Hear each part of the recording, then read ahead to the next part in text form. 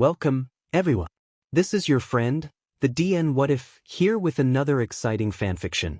Today, we're diving into the story of what if Deku is stripped of his hero license and imprisoned in Tartarus? If you enjoy this video, don't forget to hit that like button and subscribe for more fanfiction content just like this. Now, let's get started with the fanfic.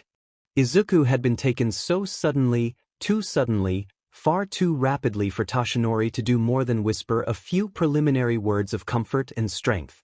Once the genetic tests had revealed that All for One was Izuku's father, the soldiers had rushed in within the hour. Tartarus soldiers, dressed in sterile, dead wile, and seized his young, shattered successor, Izuku limp with shock and fear and what Toshinori dreaded to assume was dull resignation. Things moved slowly after that. There was nothing to be done. Izuku was in Tartarus, and even the former symbol of peace could not gain access, not when the boy had such an insidiously close connection with Toshinori, his boy, no matter the blood claim All for One possessed. Not that he didn't try. Hour after hour after hour, he tried, fighting a losing battle with Tartarus security that bowed to no man nor force that was not the Japanese government. He agreed with All for One, in one point and one point only: the government was illogically corrupt, to seize the boy that was 10 times the man Toshinori would ever be.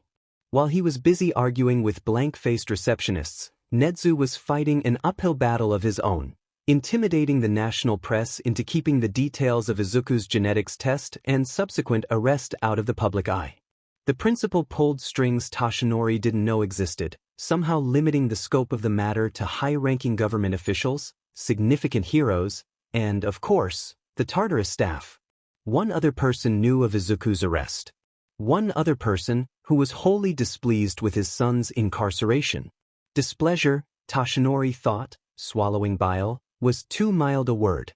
It implied at best irritation, at worst a towering rage. Displeasure completely failed to convey the bodies smeared to pulpy streaks, the comprehensive decimation of Tartarus security failsafes, the camera footage simmering in bloody static. Displeasure failed to convey the way the cameras trained on Izuku's cell cut off as if strangled, leaving Izuku and All for One's subsequent disappearance to dark imagination. One day. It had taken one day for Izuku's world to completely shatter itself, one day to fall from laughing with Uraraka and Todoroki to living with the resident definition of terror.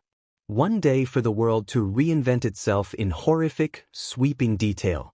Toshinori's eyes haunted him in the mirror. Behind him, Izuku stared out of his picture frame, determination and unexpected joy radiating from him as strongly as the death trance radiated from his father. Toshinori's choked as the weight of the matter settled in his stomach, and he heaved great, messy gasps that emptied the contents of his stomach onto the waiting floor. Blood mixed with the bile, turning the tiles as chunky and red as the corpses All for One left in his wake. Footsteps in the hallway. Toshinori wiped his mouth and ignored the tiles. Aizawa stepped in, eyes as fiercely shadowed as when young Bakugo had been kidnapped by the League. This wasn't so different, Toshinori thought, but there was no rescuing Izuku from All for One, not when Toshinori's strength was gone, not when society would ship a rescued Izuku right back to the highest levels of Tartarus. Aizawa was not so much slumped as coiled. Cloth snapped tight around Toshinori's waist, wrists, shoulders, and Aizawa mercilessly reeled him in. "You should have told me," Aizawa hissed, deathly calm. Toshinori crumpled against the bonds. "Told you what? Told you that I knew his father, told you that he was the villain who gave me my injury? That was private information, and not relevant at the time." "You should have told me," Aizawa said, hair floating around him like a haze of death, "that you groomed the child up to face that man in mortal combat as soon as his quirk came under control." Toshinori choked on blood, swallowed hard, jerked back against unyielding cloth. "What did you hear?" he asked, hoarse and grief-stricken. "I heard him muttering," Aizawa said, cold as steel.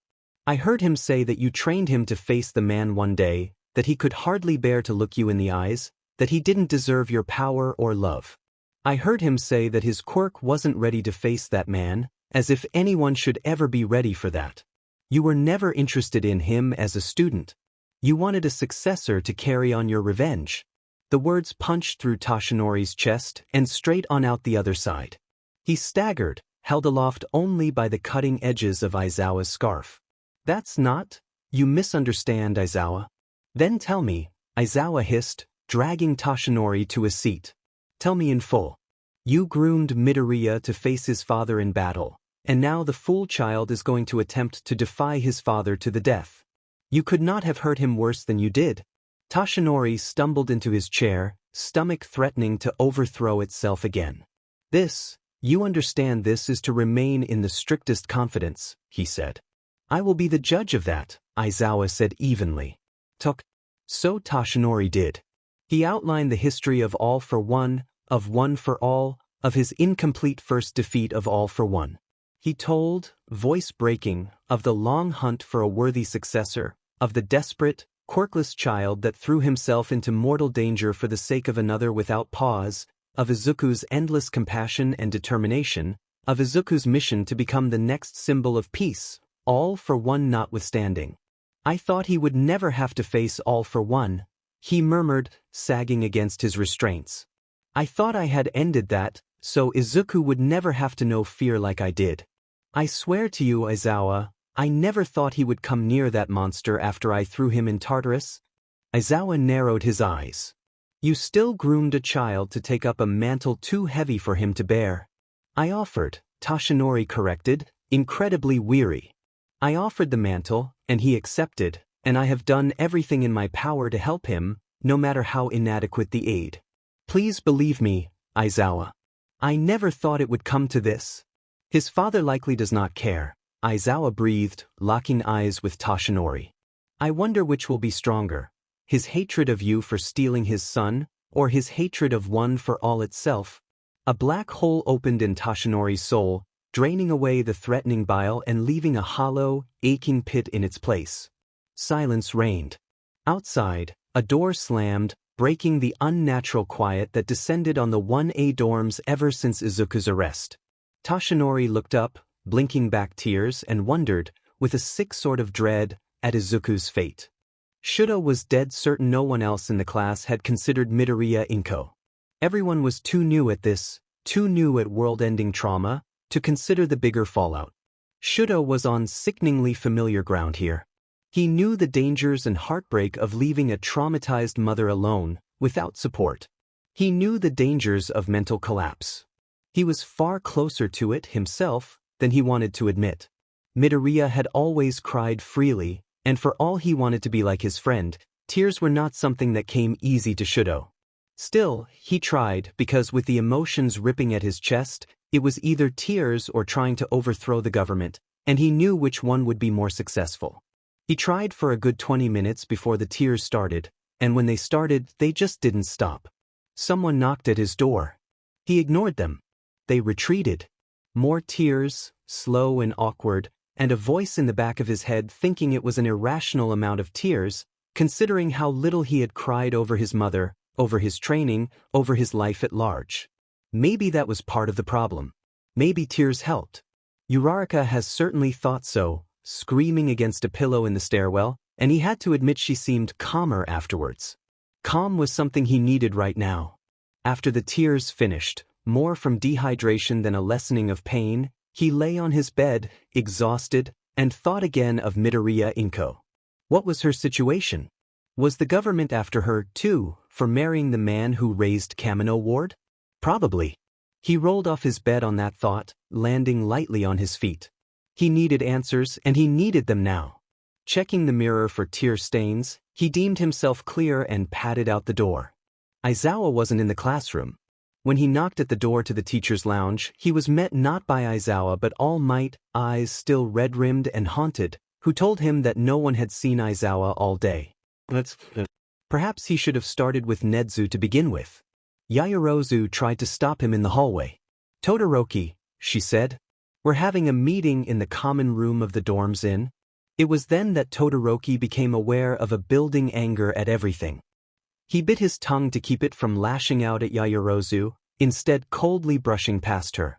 Midoriya would have scolded him for being rude. Midoriya wasn't here. He walked, uninvited, through the doors to the principal's office. Nedzu glanced up from multiple screens of information, tail stiffening for a moment before relaxing. Ah, Todoroki, he said. How may I assist you? What is happening to Midoriya Inko? He asked with absolutely no preamble. Nezu folded his paws on the desk. I am afraid I am not at liberty to. The government kidnapped her son because of the family relation. What is happening to her? Nezu hummed. You are the first of the students to be asking these questions. What made you consider Midoriya Inko? An open invitation to elaborate. A probe. But he couldn't say, not without exposing his family history, which would be the end of peace for his mother. He could imagine it now, Nezu aiming pointed questions like this at his mother, who was still so fragile and guilty. He couldn't say. It's what Midoriya would want, he said instead. Nezu nodded, once. Please, sit, Nezu said, gesturing. Midoriya Inko was traveling in America when her son was arrested. She will be staying there for refuge at the moment. America has anti-discrimination laws against arresting family members of villains for relationship alone. She is safe, Todoroki. For once, good news. Shudo breathed a little easier and stayed standing. I want her contact information, he said. She needs someone to talk to. I'm not going to let her break like... Too much. He had said too much. Like your mother? Nezu asked. Shudo stumbled backward, mouth locked shut. He wasn't giving away more. I know an abuse case when I see one, Nezu said, something soft in his eyes. I wish you would talk to me, Todoroki. I cannot move forward without sufficient evidence, and your testimony would provide me that evidence. He remained silent. Think about it, Nezu said, picking up a pen and scribbling down something. He passed the note to Shudo. It was a phone number. You know enough of my history to know I despise humans that make light of others' suffering. He was in over his head. He had come in expecting a danger to Midoriya Inko, not a confrontation over endeavor. I need Midoriya Inko's contact information, he repeated, jerky and stiff, slipping the note into his pocket to think about later. Nezu nodded, slow and grave. And what would you do with it? My mother, he said, tasting the words, went mad because no one helped her. It was uncomfortable to speak of it openly. I'm not letting that happen to Midoriya's mother, too. Nezu considered him grimly for a moment, his look saying full well that he knew better than to treat Shudo as the child he never had the chance to be. Nezu's eyes broke off from Shudo with an almost audible snap. Very well, he said, diving under his desk and emerging with a thick binder. He flipped open to a page titled Midoriya Izuku and scanned down the page. Shudo hurried over to look. For some reason, Nezu let him. Shudo's back stiffened at the half-empty page. Midoriya Inko's contact information was there, alongside an emergency contact Shudo didn't recognize, and that was it. No father contact information, no mention of a father at all.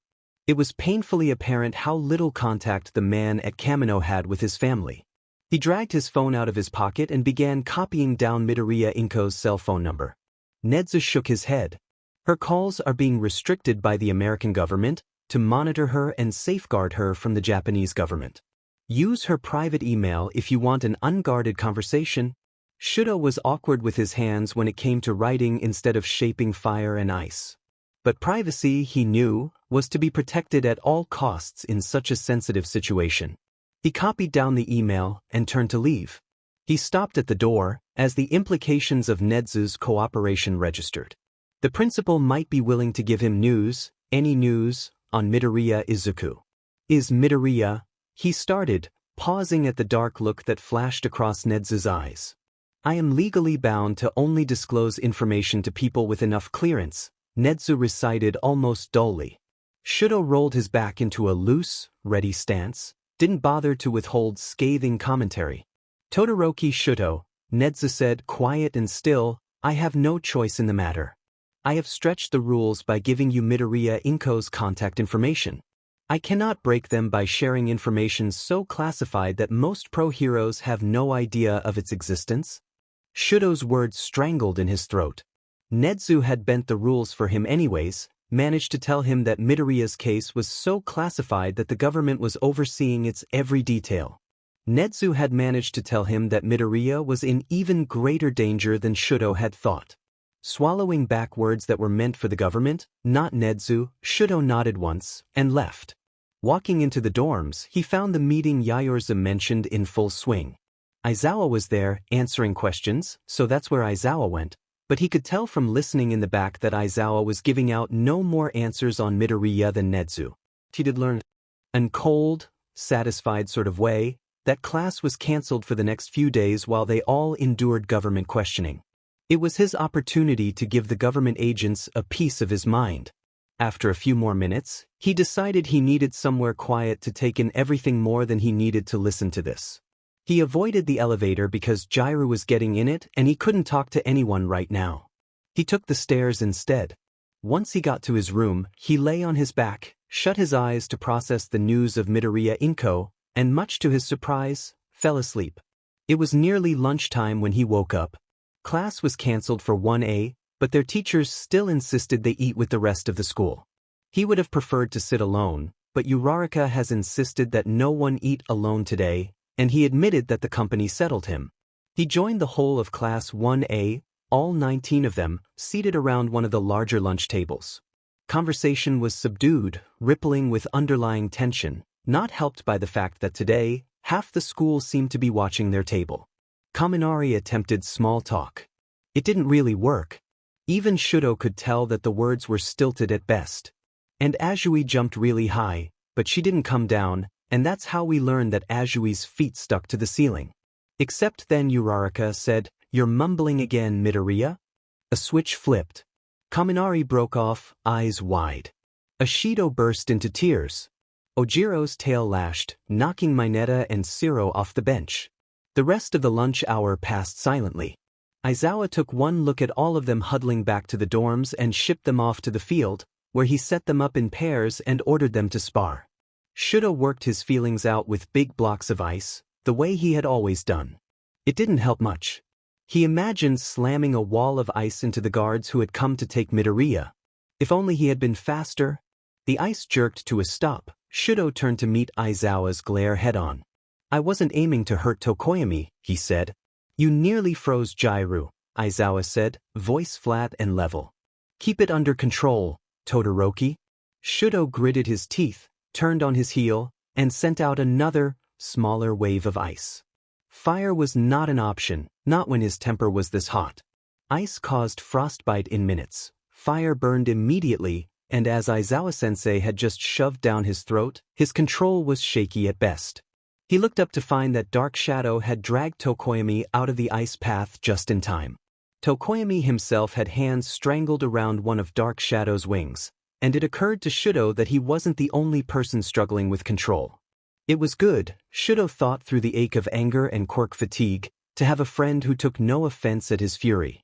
He wrote an awkward email to Midoriya Inko in the time after sparring, when Aizawa had worn all the class into an exhausted stupor. Shudo was plenty tired himself, but endeavor had driven endurance into him with a drill bit, and this message might not be able to wait. "Dear Midoriya." Too stereotypical, and it felt condescending. Midoriya. Too formal. He skipped the introduction and typed out a short note introducing himself. He hesitated, briefly, then outlined an extremely limited sketch of his family life. "I understand," he wanted to convey. "We do not know each other, but I will not watch history repeat itself," he typed. He paused. "Your son was my friend," he added, backspaced, edited. "Close friend." He looked over the email a little helplessly and decided it wasn't getting any better. He hit send. The moment he did, he realized he should have added an introduction after all. And then he realized that all Midoriya Inko knew about him was that he had pounded her son in the sports festival until Midoriya permanently disfigured his hand. Why would she want to talk to him? Still, he had to try. He would never forgive himself if he didn't. Morning came again, without Midoriya in it. Today, government agents flooded the 1A dorms, pulling aside students one at a time for interviews. They were going alphabetically, which meant Shudo had a while to wait before his name was called. He watched from the common room couch as his classmates left, pale-faced and determined, following men and women in gray suits. He checked his email. Midoriya Inko had not responded. He spent the time before his interview battling between letting rip his anger over Midoriya's mistreatment and trying to sit on his temper for fear he would say something the government agents chose to take as incriminating. By the time Aizawa called his name, he hung in an uneasy limbo between the two. "You are Todoroki Shudo," his government agent confirmed, a notepad tucked under her arm. He nodded, not trusting his words. "Please follow me." She led him out of the dorm building and through the main classrooms to a hall of sterile, white rooms. From one, he could hear Kirishima saying how manly and sincere Midoriya was. In another room, someone was crying. His agent led him nearly to the end of the hallway before turning into an empty room. It was empty except for 2 chairs and a wilting potted plant. Todoroki pointedly ignored his chair as the government agent took a seat. She looked at him for several seconds before scribbling something in her notebook. From here, he could just make out the words unwilling and obstructive. He sat. "Now," the agent said, removing her hand from the pad of paper, "you were trained extensively by your father before coming to UA, in both quirk use and mental performance under extreme pressure, correct?" Todoroki's world went frigid, then red-hot, then frigid again. They knew, the government knew, about his childhood. And they had done nothing. "You were trained to recognize the physical and mental signs of villainy," the agent pressed. Drowning in lava, he jerked out a nod. He knew what was next. "Did you recognize these signs in Midoriya?" the agent pressed. Other classmates claimed the two of you were relatively close acquaintances. The government had left him to suffer. All these years, he imagined that if he worked his way up as a hero, he could expose his father to the government and gain some level of retribution and closure. That never would happen, because the government had already known. He expected to rage. Instead, the cold chill of shock settled in and he grasped at it, suddenly desperate to keep a neutral face. He wasn't going to give the government a single word they could use against Midoriya, not when they had less than no regard for compassion. "We spoke some after the sports festival," he said, weighing each word from a very great distance away. He never showed any sign of villainy. He showed the opposite. "I couldn't imagine anyone could care about people the way he did until I met him." He stopped there, keeping it short, keeping it concise. He would do something he'd regret if he talked too long. The government agent tried some other questions. Did Midoriya ever act suspiciously? Did he ever go off alone? Did he ever show signs of multiple quirks? The last question startled Shudo nearly enough to throw him out of his furious calm. No, he had never seen Midoriya use more than one quirk. His fighting status has changed significantly since the sports festival, the agent said, pausing to write something down. He changed from exploding body parts to a high-speed, low-power technique. Finally, something that would cast doubt from Midoriya. "Explain that to me," he said, tight heat leaking from his voice. He was losing his grasp on his calm. He tried channeling too much power into his fingers during the sports festival, so his fingers broke. His mentor during internships taught him to spread his power all over his body, making him faster and weaker. The agent paused, wrote out a small eternity's worth of notes before snapping the notepad shut. "That should be all. Thank you for your cooperation in this ongoing investigation. Be aware that the government may contact you at any time to request a further statement." Shudo nodded, stood, left. The truth of what had just happened was still sinking into his bones. The government had left him to his fate for years because of who his father was. And now the government was doing the same to Midoriya. Aizawa took one look at him coming through the doors and took him aside. "What happened in the interview, Todoroki?" Almost blurting it out, Shudo bit his tongue until he tasted blood. He wasn't going to tell Aizawa now, not in a moment of unconsidered rage. It was too likely he would regret it later. He met Aizawa's almost soft stare with something stony. He needed someplace private to scream, and Aizawa was getting in the way of that. "Is there something about the interview I need to know?" Aizawa said after a solid 5 minutes of silence. "Probably," Shudo gritted out. "Excuse me." He made to leave, and found himself wrapped in Aizawa's scarf. "Todoroki Shudo," said Aizawa, cold and hard and professional. "We are in the middle of a crisis. This is no time to withhold information." Shudo set himself on fire. The flames blinked out after a breath. They left singes on the capture weapon. Ask Nedzu, spat Shudo, twisting to face Aizawa. He sticks his face in everything. I wouldn't be surprised if he knew about Midoriya ahead of time, at this rate. With that he left. Aizawa let him. He walked to his room and stood there. Just stood there. He should be doing something, he realized, but all he could do was stand there. Midoriya. Endeavor. The government. Crying would be good. Crying might keep him from attacking someone. Crying didn't happen. He turned a slow circle. Bed, window, picture frame. The picture was of his mother, no one else. His mother. He could talk to her. Mind made, he slid out the bedroom door, down the hallway, out the building. A guard tried to stop him at the gates. I'm going to see my mother, he snarled. Let me through. Nedzu's voice appeared over the loudspeakers. Be back in 2 hours. There's no need to remind you that we're still under lockdown. He would be back when he would be back. If he would be back. He left. He jogged up the path, past an old couple walking their dog, past a businessman talking on the phone, past a head of green hair painfully like Midoriya. The receptionist seemed almost afraid of him as he stalked up to the counter. He reined back his temper with effort. He had sworn when he was little he would never terrify people like his father did. His mother was waiting at the door for him, eyes worried as she took in his fragile, tight composure. He collapsed to his knees and regurgitated the news. Midoriya's arrest. Midoriya Inko. The government investigation. The government oversight of endeavor abuse. His mother took him in her arms, still ever so cautious and wary of hurting him. He let himself soften into the touch.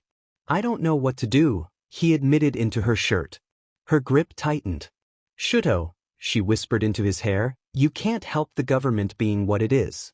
I don't know if that's possible. But you can help one person who's hurting. Tell me about Midoriya Inko. He took a deep breath and refocused. Later. The hurt and rage could come later. Right now, there was someone he could help. Right now, he needed to be a hero. Nedzu said she's in America for protection, he said. He gave me her email. I wrote a note to her, but she hasn't answered it yet. You are in contact with his mother? His mother asked, hesitating, so cautious to give advice when she didn't wholly trust her mind. Tell her she's loved and mean it. She held him a moment longer before releasing him. It's important, right now. She would know. He accepted this with a wordless nod. Should I tell her now? Her smile turned melancholy and proud. Please, she said. Please, help that woman as soon as you can. He pulled out his phone. Midoriya Inko, he wrote, self-consciousness somewhere far away and unimportant. You need to know that you are loved. People care about you and want to help. Please let us reach you. He hit send. I want the woman's email, his mother said, her voice gone fragile. Please, Shudo. He gave it to her. She accepted, hands shaking. Shudo realized that neither woman had someone to talk to for a long, long time. Maybe it would help. He hoped so. Whoosh. Shoyuta landed and took off in a swirl of scarves. Whoosh. Touchdown, takeoff. Whoosh. Touchdown. He settled on the corner of the tallest building in the district, balance steady in the oncoming wind that carted through his hair. From here he could see not the movement of individuals, but the glowing network that was the city at night, and more importantly, the blur of black wings on black sky. Nomu. He first spotted it early yesterday morning, and as yet, it only circled the district, far above the blaze of city lights. Other underground heroes were coordinating an attack plan. His role was to keep constant watch on the creature and not let it fly away into the night. Where possible, do not engage. Nomu quirks relied heavily on physical mutations, something his quirk did not counter well. It was not a logical matchup. Far distant, the Nomu eased out of its circling and tidled east. He followed in an easy whirl of cloth. Touchdown, takeoff. Touchdown, takeoff. Rooftops skimmed under his feet in a fast blur of tiling. It was a simple assignment, for all its deadly importance. He was the scout, not the brute force. The tracker on his belt did almost more good than he himself. So long as he kept in sight of the Nomu and answered all requests for position, his job here was done. It left time to think. Midoriya was top of his mind, and would remain so for the foreseeable future. Midoriya, who was arrested on charges of conspiracy and infiltration. Midoriya, who had been crying when they took him away. Midoriya, who lived in precarious balance with the man that leveled all might. Midoriya was a naturally unbalancing force, with a quirk under his skin that was more a death sentence than Shoyuta had ever realized, with a will that could not be held down by law nor quirk. Put like that, he peripherally understood the reasons the government seized Midoriya in the first place, and put like that, he could see the father in the child. The Nomu circled once, straight overhead, and dived intimately close. Focus undiluted by his thoughts, Shoyuta dove with it, free-falling through open air until the Nomu caught itself 10 feet from the ground. Shoyuta mirrored the Numu's skimming dive, landing on cat feet on a low balcony. The Nomu cried once and took again to the sky. Steadily climbing back up the buildings, Shoyuta mentally mapped a status report of the dive, the escalation of an alarming pattern. Nomu were supposed to be mindless, able only to follow simple orders. This Nomu wandered aimlessly, circling without purpose and now diving at random. It was as if the Nomu did not know how to achieve its purpose, or, Shoyuta thought, as if it had no purpose and simply wandered, a lost child in a monstrous body. The thought of lost children brought him back again to Midoriya, a child kidnapped by a terror of a man.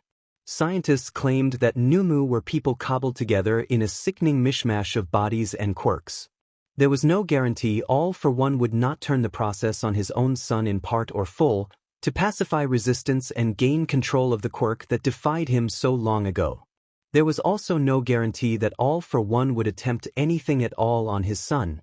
He had chosen not to interfere when Midoriya entered the field of heroics, and had chosen to interfere, violently, when Midoriya was imprisoned in Tartarus. Anything was possible, but given the man's tendency to level city blocks as collateral damage, Shuda's mind tended dark. The numinative again. Shudo followed. It came to nothing again. No snatched citizens. No citizens around at all. No destruction of property. Nothing, nothing, nothing. It was as if the Nomu were searching for something. Or someone. That might be it. He clicked on his receptor, hair and scarf swirling as he pressed the receiver to his ear. Eraserhead reporting in. I'm following the Nomu, which shows no signs of aggression. It circles and dives frequently. I believe it may be looking for something. Over. Static cracked in his ear. Poison Dart reporting in. Our team is ready to go. Do you know what the Nomu may be tracking? Over. I don't know, but I repeat, all engagements have been non-aggressive. Over. Understood. Over. Slipping the receptor back into its hook, his eyes tracked the Nomu, which had circled overhead for the entire conversation. Unease crawled up his arms. It was as if the Nomu waited for the conversation to end. As if the Nomu were perfectly aware of and attuned to his presence. Testing his theory, he reversed the tables, now not following the Nomu, but swinging away and allowing the Nomu to follow him. Near-silent wing beats tracked him down the corridor of rooftops. He had seen the top speed of this thing. There was no way to outrun it. He stopped and clicked his receptor on.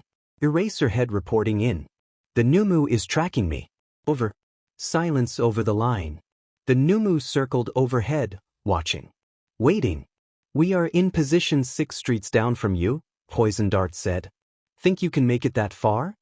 Looking up, he watched the slow, drifting circles of a hunter that had no intent of capturing its prey.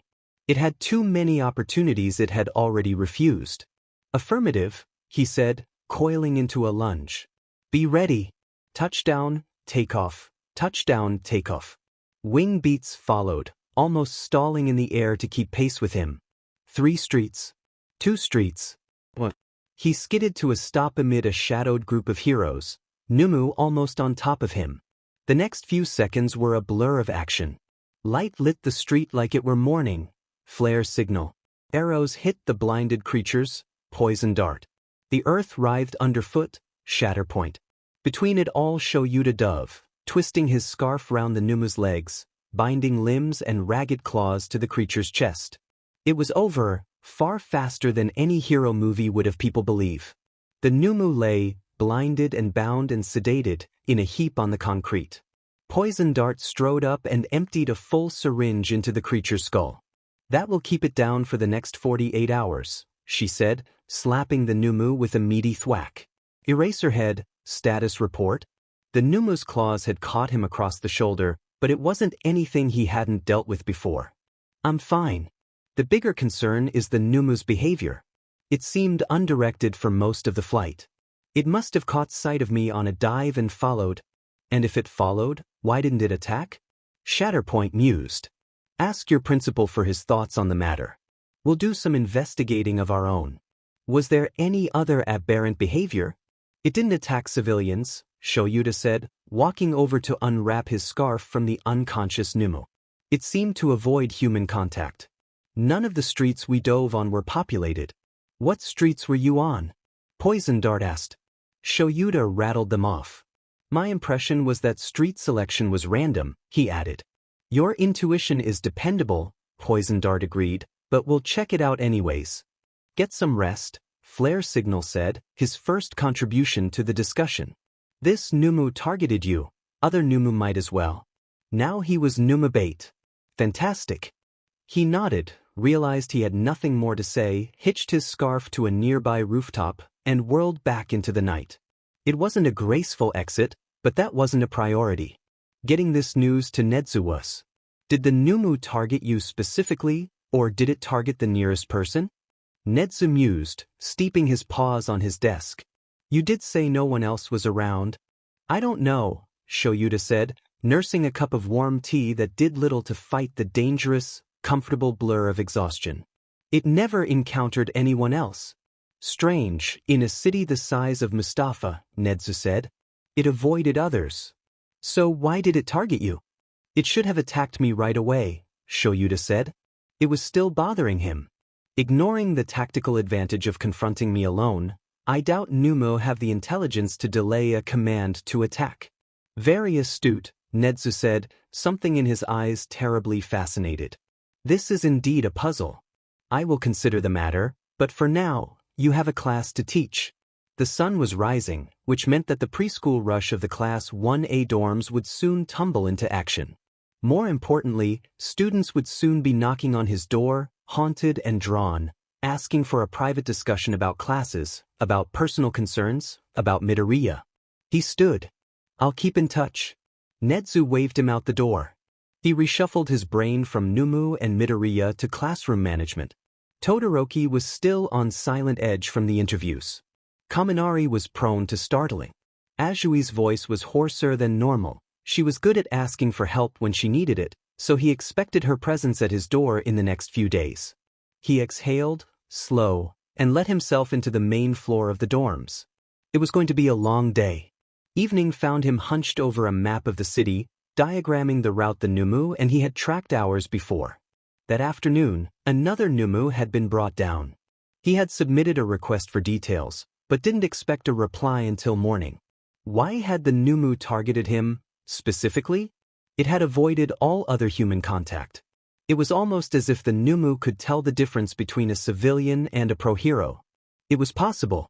Preliminary doctor reports suggested that this Numu's mind was far more intact than other Nomu. But a creature that recognized a pro-hero should have set into the pro-hero immediately, not waited for the hero to get help. It was as if the Nomu wanted heroes to capture it.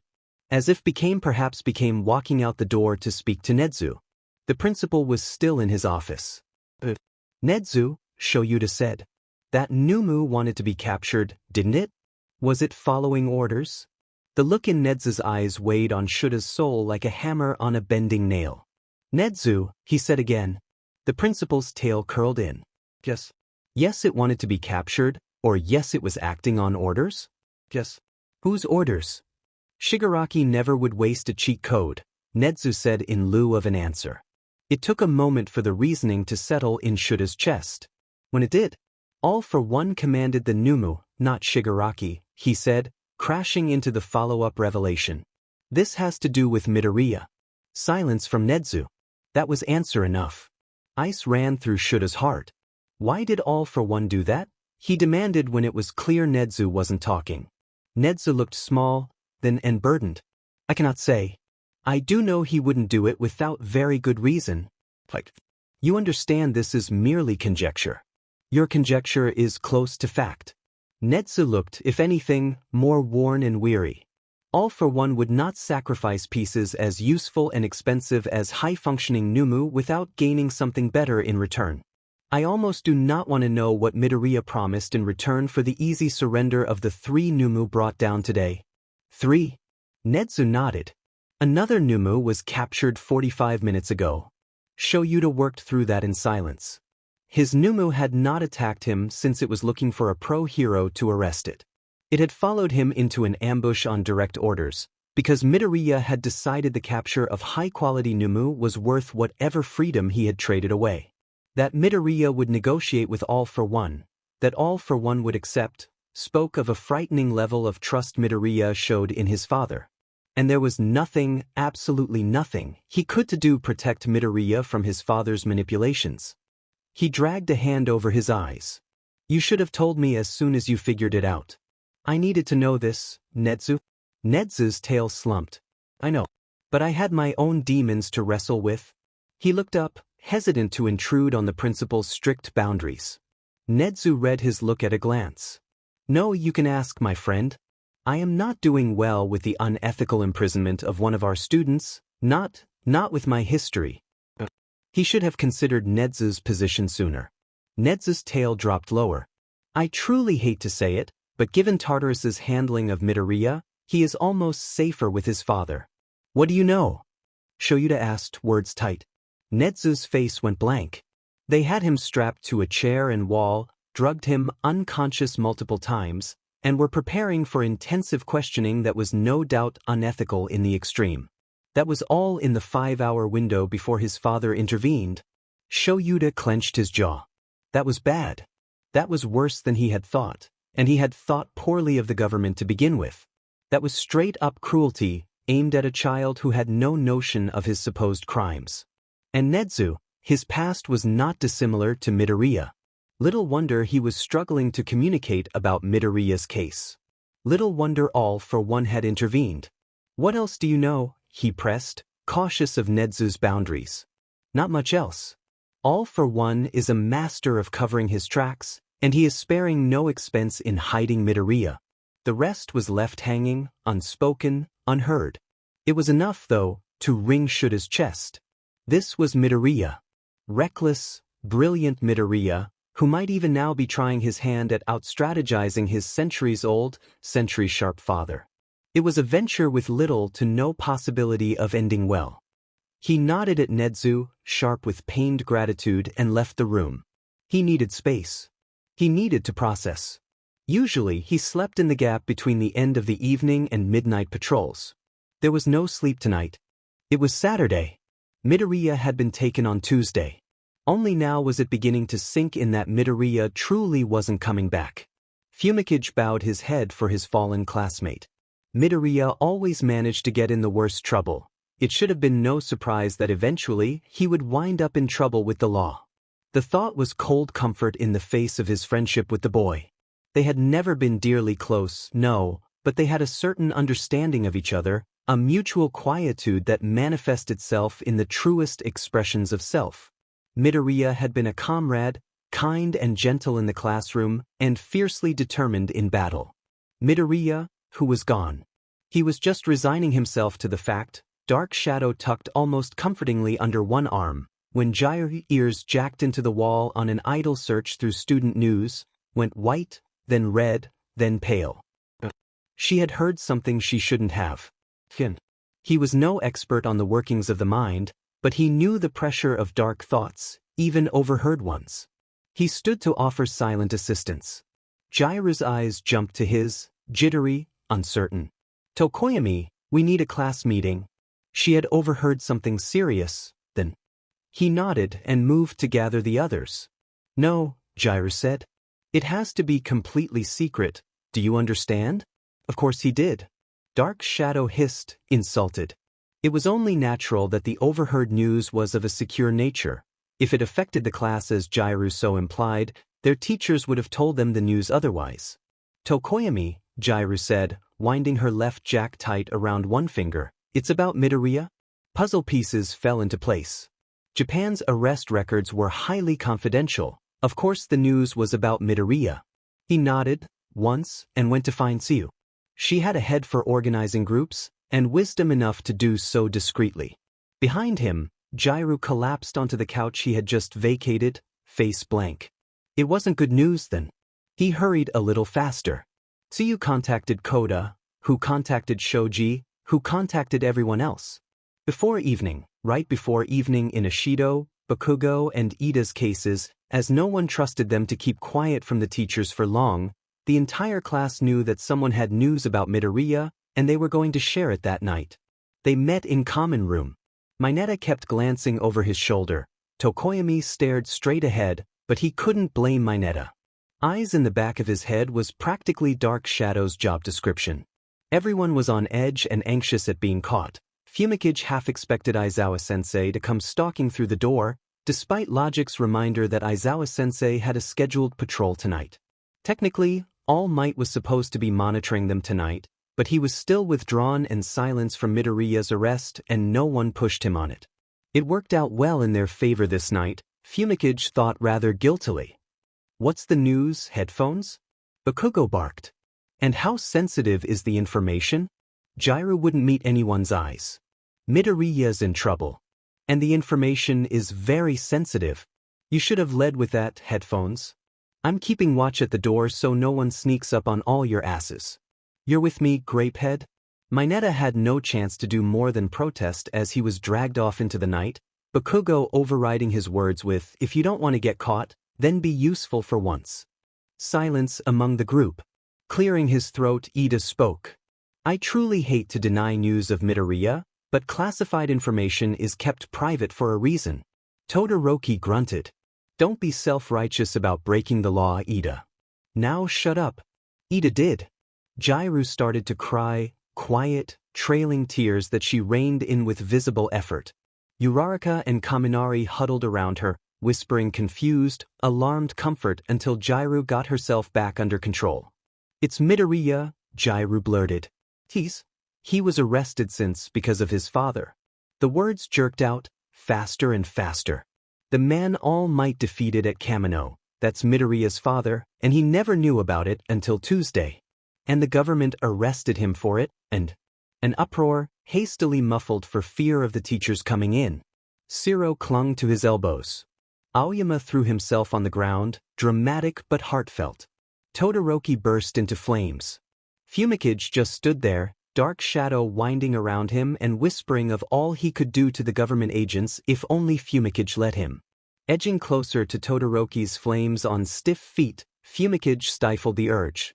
This took up so much of his concentration that by the time he could focus on his classmates again, they were engaged in a furious interrogation of Jairu, who was twisting her earphone tighter and tighter around her finger until it looked like it was going to snap.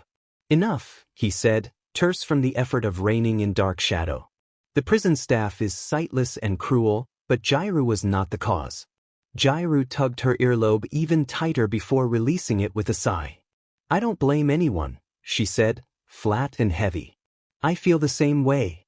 Todoroki shifted in the background, the threat level radiating from him dreadfully familiar.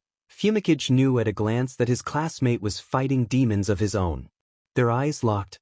Todoroki, eyes seething, looked away first, and ran, careless and wild, out the door into the night.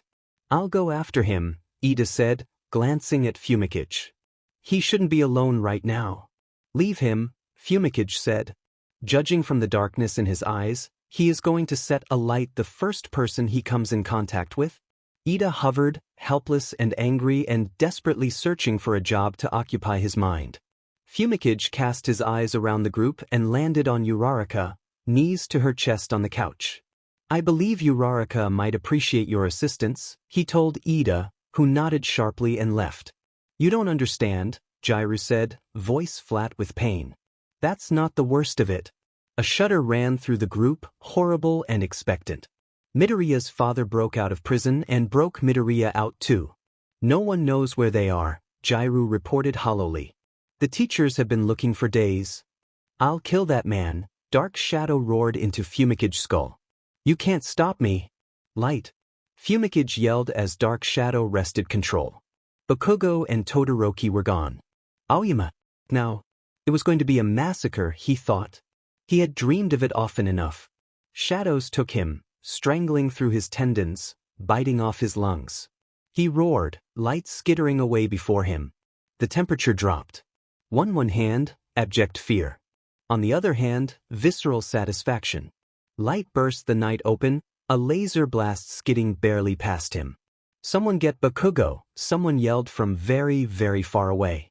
The shadows claimed his eyesight. From then on, the world was a mass of blind shouts and screams. Explosions rocked the night. Bakugo. Dark Shadow weakened. More flares of light through his hazed vision. The sound of panicked yells. Midoriya would have had a plan to deal with it, Fumikage assumed. The thought only added to Dark Shadow's rage. More footsteps. A hazy mind fog. He panicked.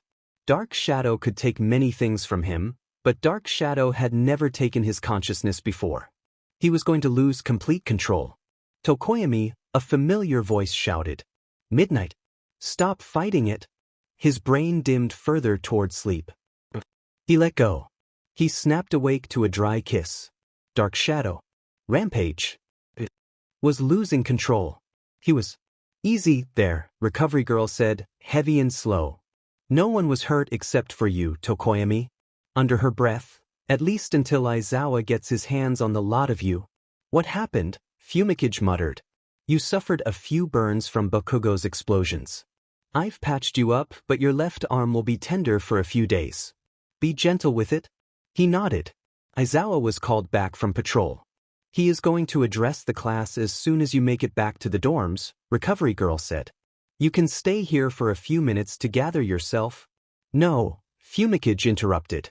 I must go and face the consequences of our mutual actions. Yes, Recovery Girl said, so soft and sad that she sounded for once her age. You must. He pried himself from the cot, feeling Dark Shadow stir under the bright lights of the infirmary.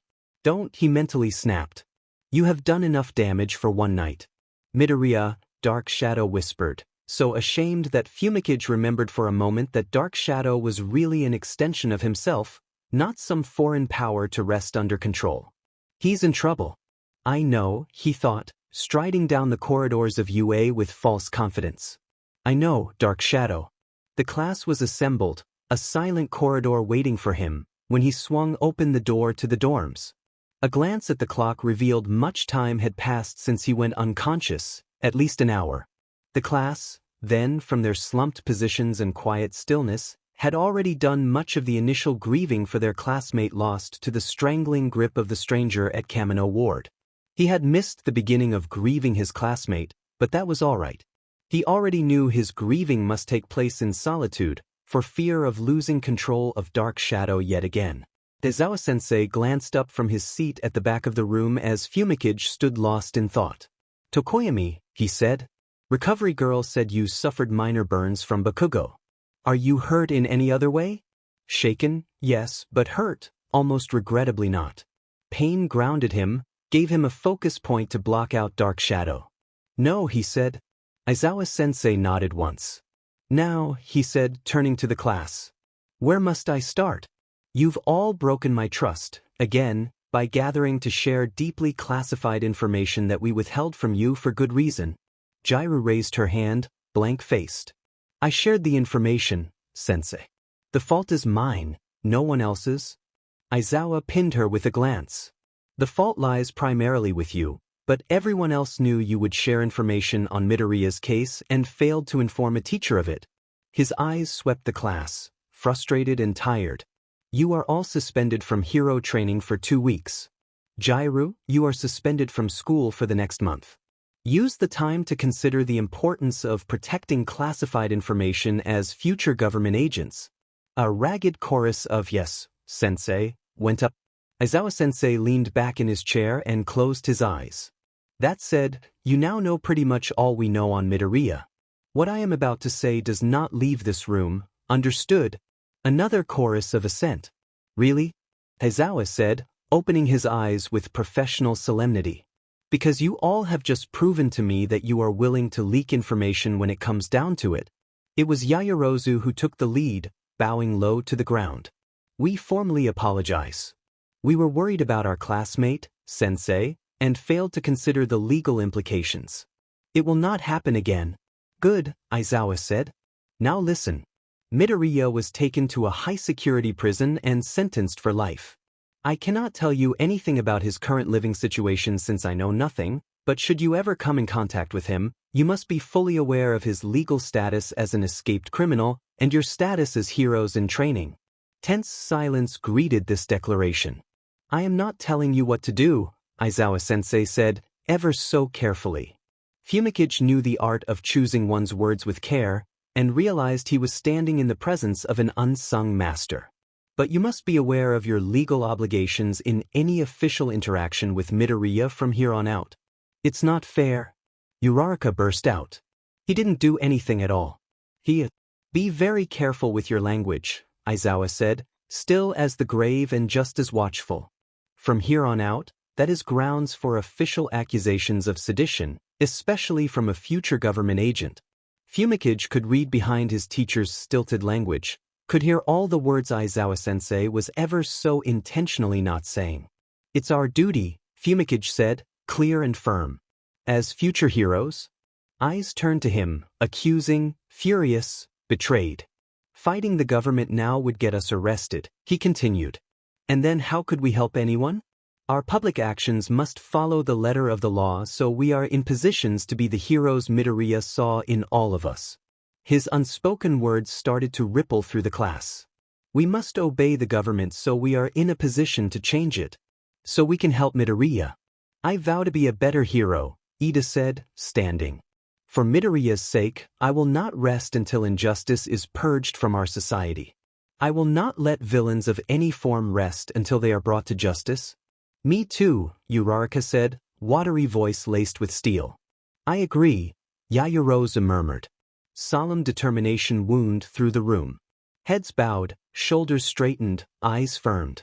Into the growing resolve, Aizawa-sensei said nothing. He only nodded, once, and stood to leave.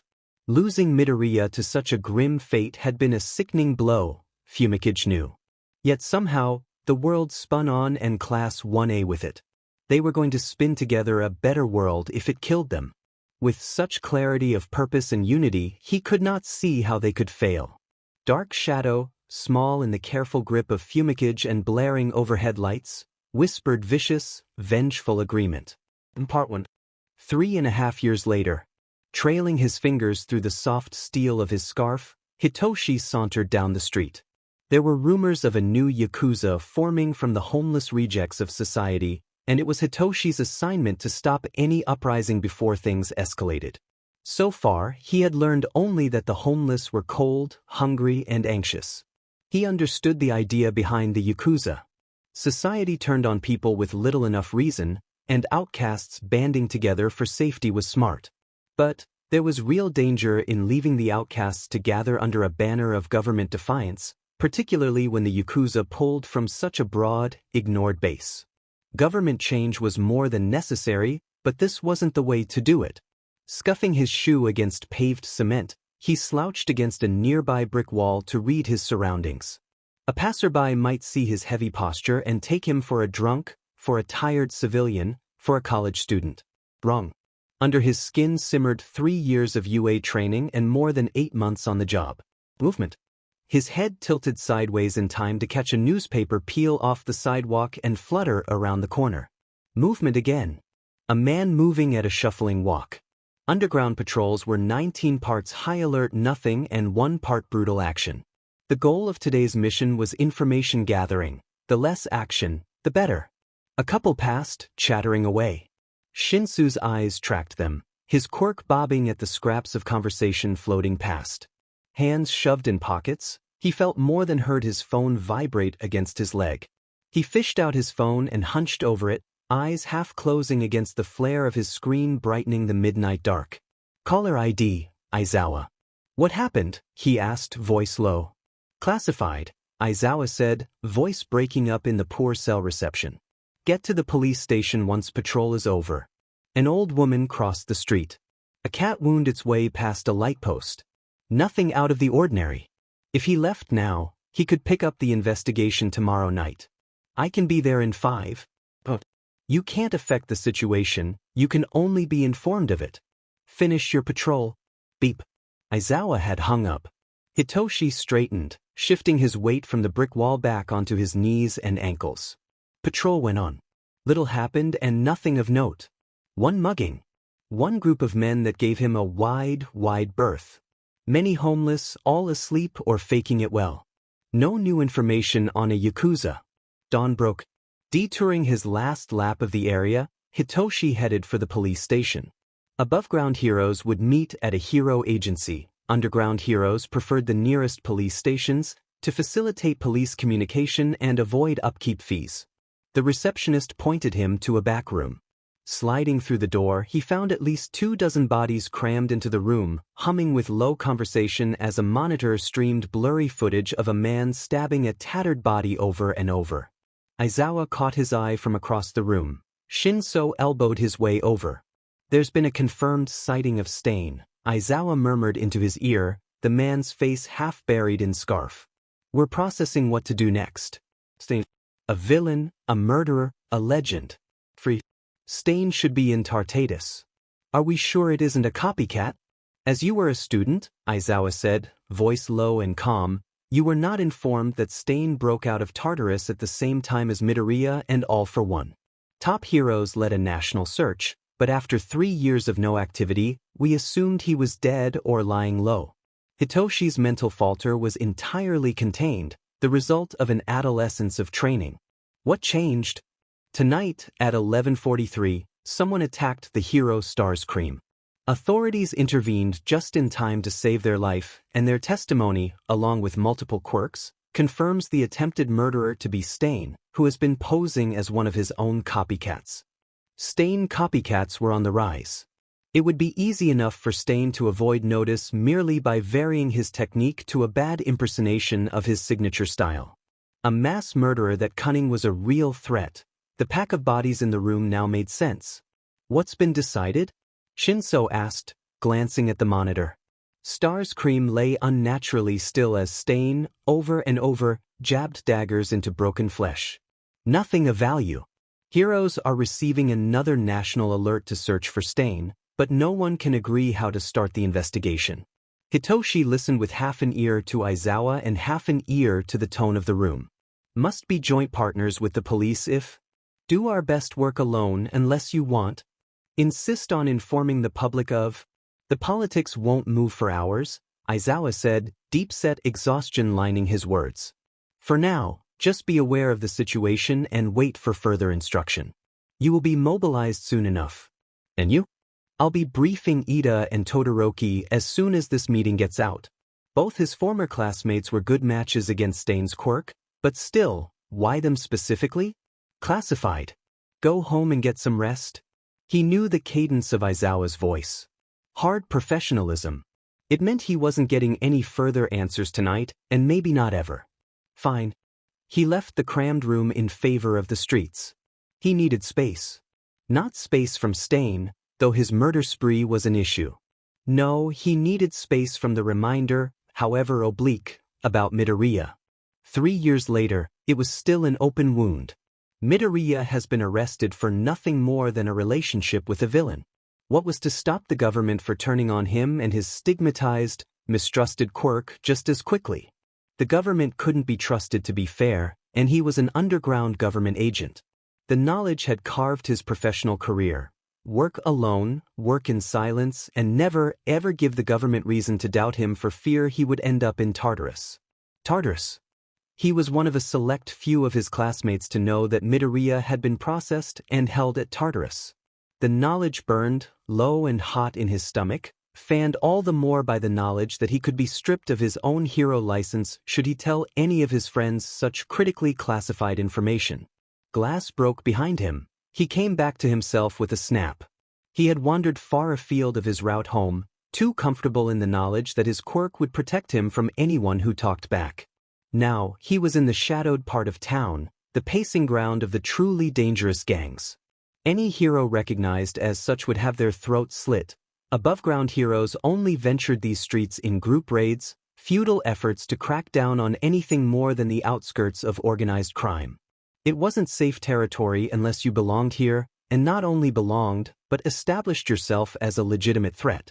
Even veteran criminals walked warily here. Hitoshi bit his tongue as he worked to arrange his face into something appropriate. He had to avoid being too casual. Those that looked at ease in such settings were the most dangerous by a long shot, and locals would know those faces. At the same time, looking too nervous or jumpy was an open invitation to be robbed. Balancing wary with inconspicuous, Hitoshi was so busy perfecting his facade that he almost walked into earshot of a truly dangerous aura. He felt it before he saw it. A presence so towering, so dominant and collected that he was diving for shaky cover, facade abandoned, before he more than half processed the threat. There were two presences, he realized, edging forward in grim curiosity. A tall figure and a shorter one, both dressed in black cuts of cloth, both at ease in the cutthroat streets. Don't understand why the government would pass budget cuts to the welfare program when the program's so broken already. Hitoshi froze. He knew that voice. Almost. Where did he know that voice? You know better than most about the government's complete inadequacies, the taller man said, almost amused, and puzzle pieces snapped into place with sickening finality. This voice he recognized from deeply classified recordings that even underground heroes had trouble accessing. Only Aizawa's influence had got him past the security checkpoints to hear All for One's recorded voice, oozing threat and disdain. And if this was All for One, then the shorter figure was, what? He slid his head around the corner, heart jackhammering, to the sight of Midoriya at his father's side, projecting an air of understated, absolute confidence. He jerked back behind his scant hiding place before any attention could be drawn to him. Even a corrupt government should want to avoid tens of thousands of people blaming the government for abandoning them, Midoriya grit out, standing unafraid at his father's side. You overestimate their logical capacities, All for One said, still amused, still dominating and collected. Izuku, do you remember the child with mind control you fought in the sports festival? His stomach dropped. Hitoshi coiled against sudden death. Yes? Midoriya's voice hesitated. Shinso, I remember him. Come out, Hitoshi Shinso, All for One called. Gathering his scarf, gathering his courage, Hitoshi stepped out. Fingers coiled in a death grip on his capture weapon, pathetic protection against the man who leveled all might. The first thing that registered, terror pricking on the back of his neck as he slid into the streetlights. The second thing that registered, Midoriya still wore red shoes. Midoriya's eyes flicked up and down him, assessing for damage, for threat, for who knows what. Greetings, Hitoshi Shinso, All for One said. It is late enough for an underground hero to be to bed. Yet here you are. He knew from others what his quirk felt like, numb, buzzing static that took over all thought. He felt like that now. Here I am, he agreed, mostly on autopilot. What do you want? The question lay burning, an open invitation, a hopeless trap. Said All for One. Izuku, tell your friend I am well aware of his quirk, though not displeased he has the presence of mind to use it under the circumstances. Tell him if he ever speaks of this encounter he'll be a corpse by morning. Hitoshi's quirk pulsed, snagging the edges of the words, unable to act without a direct response. Midoriya only nodded. I'll tell him. There's some other things I want to tell him too. A pointed pause. Alone. 5 minutes. 5 minutes, Midoriya agreed, frighteningly easily. All for One's form wavered and vanished, and Hitoshi found he was breathing shallowly. A long silence. Hey, Shinso, Midoriya said, so casual that it burned, like nothing but time stood between the two of them. Dressed in a dark hoodie and those dumb red shoes, Midoriya for a moment could have stepped out of Hitoshi's memories. But no. It took less than a handful of seconds for Hitoshi to dismantle that assumption. The baby fat gone from his face, the sure posture a stark contrast from remembered twitchiness. Midoriya was older and wiser than Hitoshi's memory. Hitoshi had imagined Midoriya younger, somewhere between the youth of high school and the sporadic, blurry images from security cameras that left most of Midoriya's features to the imagination. This Midoriya, now, was a man, not a child. Midoriya mistook his silence. He truly is gone, I promise. Well, Hitoshi said, still wresting control of his heart rate.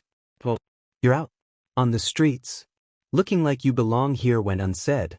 Midoriya shrugged. I have been for years. Incredulousness had a brief fistfight with dread, and won. You're out on the streets for years. When the entire underground and high-ranking heroes after you.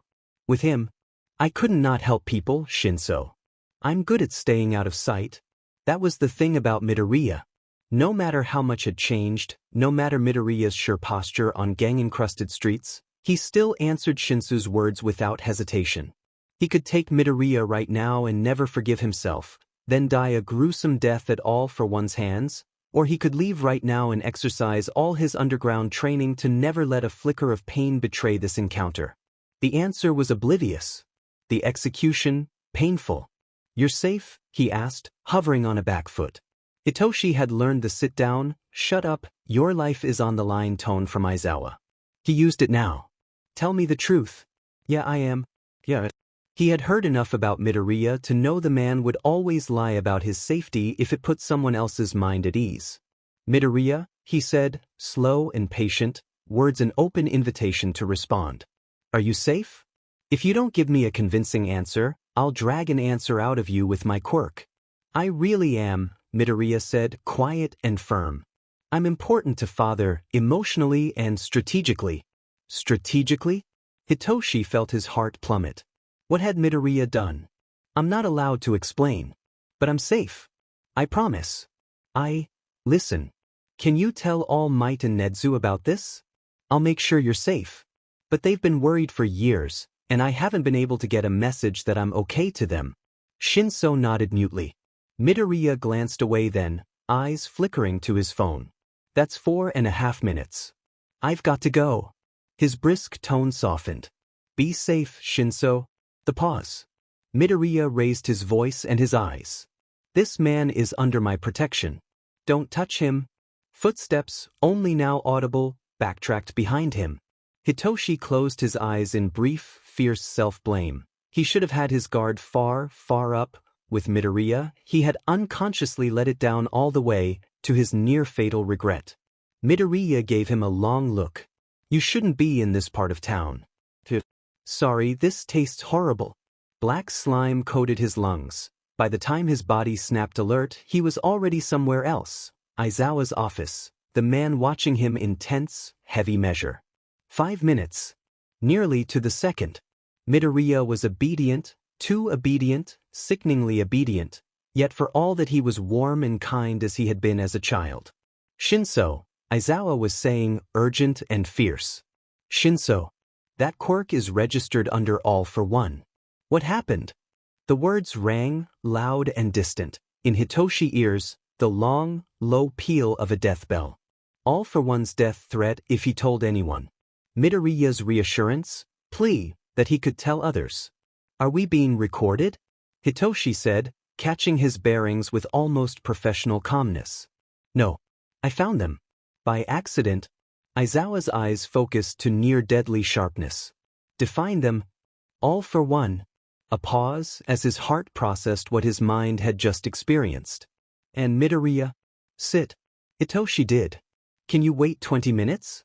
He could. He said as much. Write down everything that happened. Every detail is important. I have to make some calls. Which was how, 15 minutes later, he found himself reciting the encounter to Aizawa, Nezu, All Might, and an unknown woman with a government badge. He had given Aizawa a flat look at the woman's presence, but she had only looked at him gravely and shook his hand. Nisbetera, she said. Not all in the government respect how Izuku Midoriya's case was handled. I am one of them. Aizawa nodded, slight and sharp.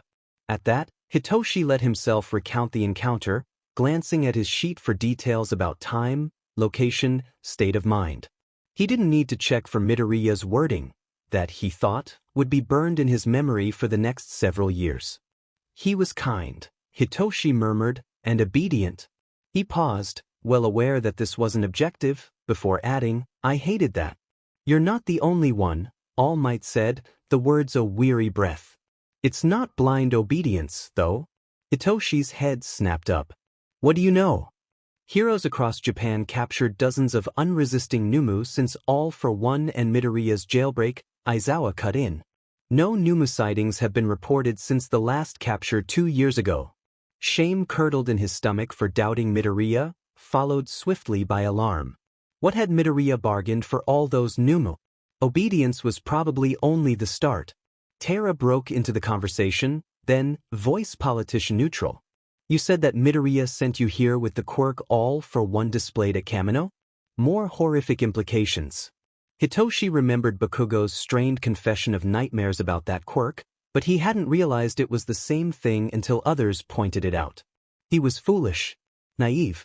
What was Midoriya doing with his father's quirk? Yes, he said, knocking his head against the back of the chair. Yes, he did. Tell no one, Nedzu said, tail coiled around his lap. It is far more damning than mere relationship. There was something Hitoshi was missing here, something critically important. He could tell it from the shift in Aizawa's posture, from the note of alarm in Nedzu's voice, from the stiff posture and clenched, folded hands of Nisbet Tara. He racked his brains. Nothing. Tell me why, Hitoshi demanded. His father forced a quirk on him. That's terrible, but not his fault. Everyone exchanged glances. Everyone but Hitoshi. You can best safeguard this knowledge if you don't know why, Nedzu said at last. Tell no one. Part of being a pro-hero was knowing when to be discreet. Hitoshi nodded, forcing back the frustration burning at the back of his throat. More questions, going over and over the same information. No, Midoriya seemed relaxed around his father. No, Midoriya didn't seem hurt. Yes, All Might, he was certain. Yes, All for One definitely knew he was there and could identify him from a glance. Yes, that was more than concerning. He held off his panic at the last realization until everyone left. All Might lingered at the door, but Aizawa caught his shoulder. Give him space, his mentor said. All Might left. Hitoshi breathed, slow and careful. Midoriya wasn't a child trapped in memory, he was a fully capable adult, operating under the direction of All for One. He probably had been for years. And Hitoshi was one of a select few who knew the full extent of Midoriya's peril. Breathe. In and out. In and out and in. A pile of blackness piled in front of him. In a moment, Hitoshi was on his feet, mind sharpening, compartmentalizing, mind catching up to the realization that he knew the ooze that coded him not an hour before. So I thought you Woyles probably panic a bit, Midoriya said, as stridently at ease inside a hero's apartment as he was at his father's side. If Midoriya's cooperation with All for One was the price for keeping away the Nomu, there were both professional and personal reasons to tread carefully. You shouldn't be here. His quirk caught on the edges of Midoriya's words as Midoriya spoke. Yes, father and I did argue about that, but I'm safe with you. The raw trust it took to speak to him, so unconditionally, was rare enough in his colleges. From Midoriya, trapped on the opposite side of the law, it was stunning. And you're safe from father. I made sure of it. Chilling with what Shinso knew of the Nomu. You have permission to be here? The words tasted like ash in his mouth. That's what I came about. I knew you'd be worried about that. You're living under the orders of All for One, Hitoshi said, voice flat and heart hammering. Give me one reason I shouldn't be worried. He promised to never make me do anything immoral. You're living in the most criminal part of town. Midoriya's smile, quiet and still and burning with secret knowledge, was the calm evolution of his determined, all-might grin of childhood. Yeah, but illegal isn't immoral.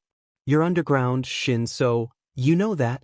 All of 1A knew that as soon as we learned why you got arrested, Hitoshi said. Shinso? Midoriya's voice shifted to something hesitant. Was everyone all right after I got arrested? No, people weren't all right, Hitoshi snapped. You're underestimating how much people cared about you, Midoriya. You were the pillar of the class. Midoriya fidgeted his fingers on the table. That's not quite what I meant. Were they all right? Midoriya, Hitoshi realized, wasn't asking if people were angry and worried. He was asking if Class 1A had been able to keep moving, to keep chasing their dreams of making a better world as heroes. He thought of Todoroki, single-minded, dead-set attitude toward cleaning the government of injustice. He thought of Shiro, forever more serious and solemn under his laid-back manners. He thought of Uraraka, determined to bring mercy to a merciless system. Yeah, he said. Yeah. He remembered what he had been told of Tokoyami's careful, hidden vow to make the government pay for what they did to Midoriya, and the class's quiet vow to follow Tokoyami's lead. We wanted to make a world you would be proud of. Midoriya started to cry, smiling like sunlight through rain. I really am proud of all of you. You're all doing so much good, I've seen it. You should be with us, Shinso hissed, suppressed truth finding sudden outlet.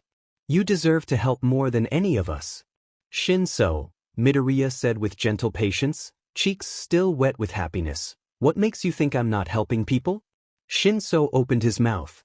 Shut it. He hadn't really known Midoriya as a 1A student. He knew this, that Midoriya had chased after him, all tear-stained, firm encouragement, after he beat Hitoshi in the sports festival. He knew that Midoriya had waved shy, hopeful encouragement to him when they passed in the halls. He knew Midoriya's reputation of unwavering determination and success from his classmates. He knew that Midoriya truly loved people. You're a vigilante? He couldn't comprehend a world where all for one would allow that. Midoriya made a face, almost comical. Not really. He leaned forward, abruptly intense. I admire heroes, I truly do, but our society is slow to recognize how much good anyone can do, not just heroes. I'm not a hero, and I'm not a vigilante. I'm just helping, where I can. And there's a lot to do. You mentioned a deal with All for One, Shinso said, coiling around the information like a cat around prey. This is part of it, isn't it? I can't talk about it, Midoriya said, calm and sure. That's a yes, Shinso said. Nodded. Made up his mind. Listen. I want to help you help people. What can I do? I don't think, Midoriya said, then paused. Oh. There is something you can do, but it might risk you as a hero. What is it? You're assigned to the group targeting the homeless? Shinso re-evaluated his opinion of Midoriya on the spot. He had thought Midoriya a helpless captive. This knowledge, though, was the work of a massive, subtle information network, for underground heroes were notoriously private about their affairs. There was, as always, far, far more to Midoriya than met the eye. Just continue your investigation in Atomy, Midoriya said. That will help me. Shinso nodded. He would have to find some justification for moving his operations 2 towns over, but he could do it. Without question. Thank you, Midoriya murmured, standing. Are you doing all right? I will be. Good. Midoriya grinned, then something quiet and comforting against the backdrop of fear. A hero's smile. Be well, Shinso. You too. Always, Midoriya said, spinning in place a little as he dissolved into black gunk. Shinso breathed out, slower and gentler than before. Midoriya was living with All for One. Midoriya was wanted by the law. Midoriya was still brilliant to watch, and maybe there was hope yet. So the investigation hasn't progressed much, Shinso summarized. There's not much to work with. He squinted up at Shudo. Not that I'd expect a hero like you to take a case like this. The pause. No offense. Shudo's stomach twisted. None taken, he said, but watching Shinso's face twitch, an old pain cue, he found he didn't manage to keep the bitterness out of his words entirely. Street networking just isn't your style, Shinso said, voice flat. You know that better than I do. Yes, Shudo agreed. It isn't. In fact, he had been assigned to the Stain investigation, but his father had raised a professional fuss, citing Shudo's previous interaction with Stain as proof that Shudo was a loose cannon around the man. Thus, he found himself shoved to Shinso's case. The reassignment hung low and hot in his stomach, fueled by political hatred of just about everyone, but it wasn't Shinso's fault. He tempered his voice. Outside politics assigned me here, he monotoned. Tell me more about the investigation. Why are you searching in Atomy when initial reports start in this city? Something ghosted across Shinso's face. Something hesitant. I got an anonymous tip-off to look in Atomy. Something was off. and it had to do with the expression on Shinso's face. Why move your entire operations? Shudo pushed. It makes more sense to stay here. There's action here. Shinso's face went almost condescending. This is why you're no undergrounder. Anonymous tips are essential. I trust it? Shudo's stomach flared, arcing into real anger. Obviously.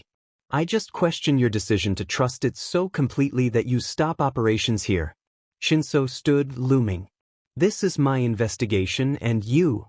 Cold clarity sliced through boiling fury. Shinso was defensive. Too defensive. Shudo had spent years teaching himself people's emotional spectrums, and Shinso hadn't registered as this prickly since Shinso transferred into Midoriya's 1A slot. Except for when Shinso tried to hide how Aizawa mentored him privately. Shudo met Shinso's wary eyes. What are you hiding, Shinso? Questioning my expertise, and I'm not hiding anything. For an underground hero, that was a pretty shoddy lie. Shinso, if you're going to lie about your investigation, I'll report you for deliberate hindrance of an ongoing case. You're paranoid and you know it? Shinso glared. Slower now, realization processing, Shudo let out a breath. Who are you protecting? A shot in the dark. A good one. Shinso stilled and coiled and tensed. Shudo stared back, unflinching. Shinso shifted his weight, ran a hand through his hair, muttered a curse. Fine, he muttered. The tip-off was from someone on the other side of the law. I promised to protect their identity. Satisfied? Criminal informants were common. Shinso being this evasive was rare. Opening his mouth to say as much, Shudo paused. Was the person very wanted by the law? Shinso gave a stiff little laugh, more a cough than anything else. Very. Shinso had got in contact with a crime lord? Wanting the competition out of the game, maybe? Or maybe Shinso had got in contact with the Yakuza they were investigating. Maybe Shinso was covering for them. Protecting them in exchange for information. The possibilities were endless. Todoroki, Shinso said, a little caution in his voice. What is it? The last time you had that face, you accused Mina of being an alien spy. That had been idle conjecture. This was the history of Shinso's criminal involvement. Clearly, some outside investigation was necessary. Shinso groaned. This is another of your conspiracy theories, isn't it? Shudo didn't rise to the bait. I'd better get started on the investigation, he said, reaching for the packet of information. Thank you for the briefing. I would hate to take any more of your time. No, Todoroki, whatever you think it is, you're wrong, you're off on another. Have you seen a purple-haired man around here? Shudo asked, taking a step back as his interviewee leaned away. He was being too intense again. No, just some weird guy in a hoodie, the man babbled. He gave me some food real nice, excuse me, sir. Shudo let the man hurry away, closing his notebook with a snap. Nothing, and he had been at this for nearly 2 days. Shinso was covering his tracks well. He would just have to keep looking. He found another likely candidate sitting at the corner of the street not 5 minutes later. People watchers like this were always good sources of information, even if they didn't know it. Describe any unusual people you have seen in the past few days, he told her, notebook at the ready. She looked at him like he was crazy. Do you know how many people pass by every day? She asked, turning her shoulders away from him. He sighed and let her be. He delved deeper into the slums. Here, people watched him with wary, skittish eyes, and he found no luck until he changed out his hero costume for something more mundane. He surveyed his new outfit in the mirror. Gray jacket, faded camouflage pants, hair dyed black. He looked more or less like the people he saw on the streets. Walking around the corner into an alleyway, he accidentally completed the part by tripping face-first into a pile of rubbish. Reflexes utterly abandoned him. By the time he got out, cross and disheveled, his shirt was stained with grease and dirt and something curiously yellow. Fantastic. He was just brushing himself off when someone cleared their throat behind him. Already bracing for some fan gleefully uploading a video of pro-hero Equilibrium face-planting into a trash heap, he turned. A woman with worn shoes and eyes steely with compassion. That was quite the fall. You look like you could use a hot meal. I can get one for you? She was waiting for a name, he realized. Deku, he said, the word falling out his mouth before he processed it.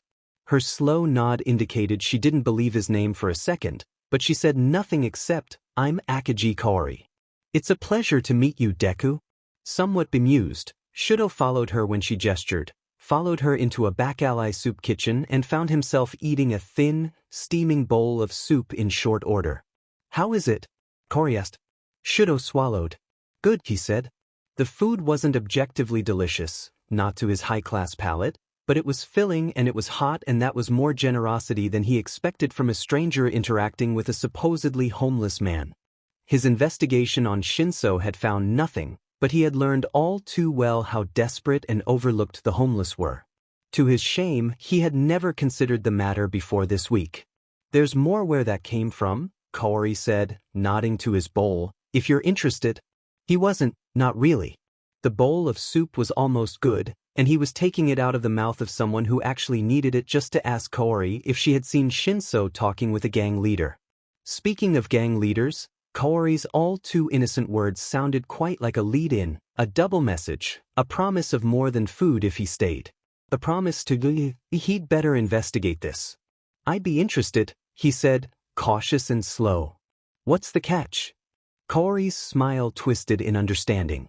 I know it sounds like there's a catch, right? There's not.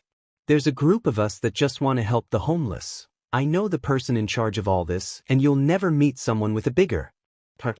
All you have to do is not talk about us to others. That sounded a terrible lot like a recruitment pitch. Shinsu's words echoed in his ears. Our assignment is a new Yakuza that's recruiting from the lowest members of society. Homeless. Convicts on parole, the works. He might have found them. On accident. After tripping into a trash heap.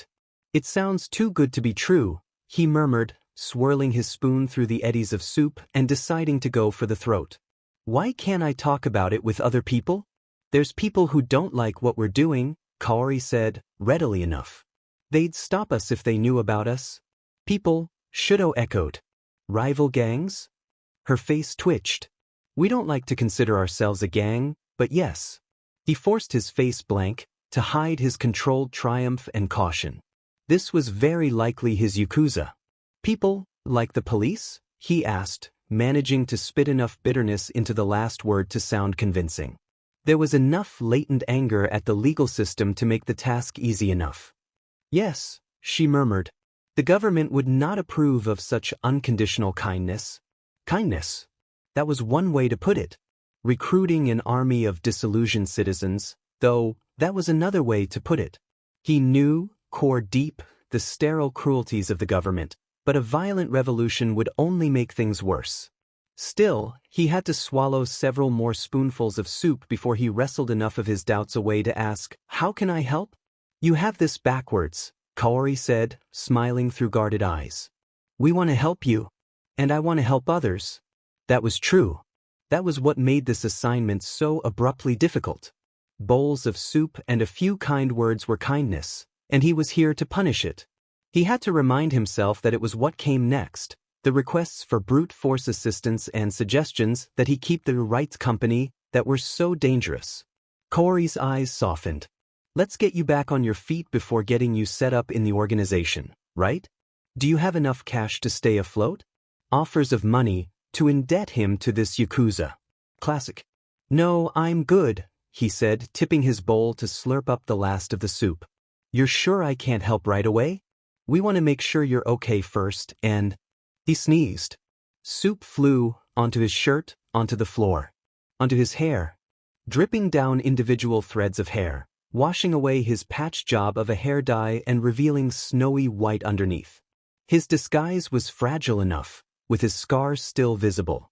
Paired with white hair, Kaori stood, face wavering into something colder, warier. Equilibrium. Imagine finding you here, in the slums. People were turning to look. Murmurs broke out. Somewhere behind him, a door slammed.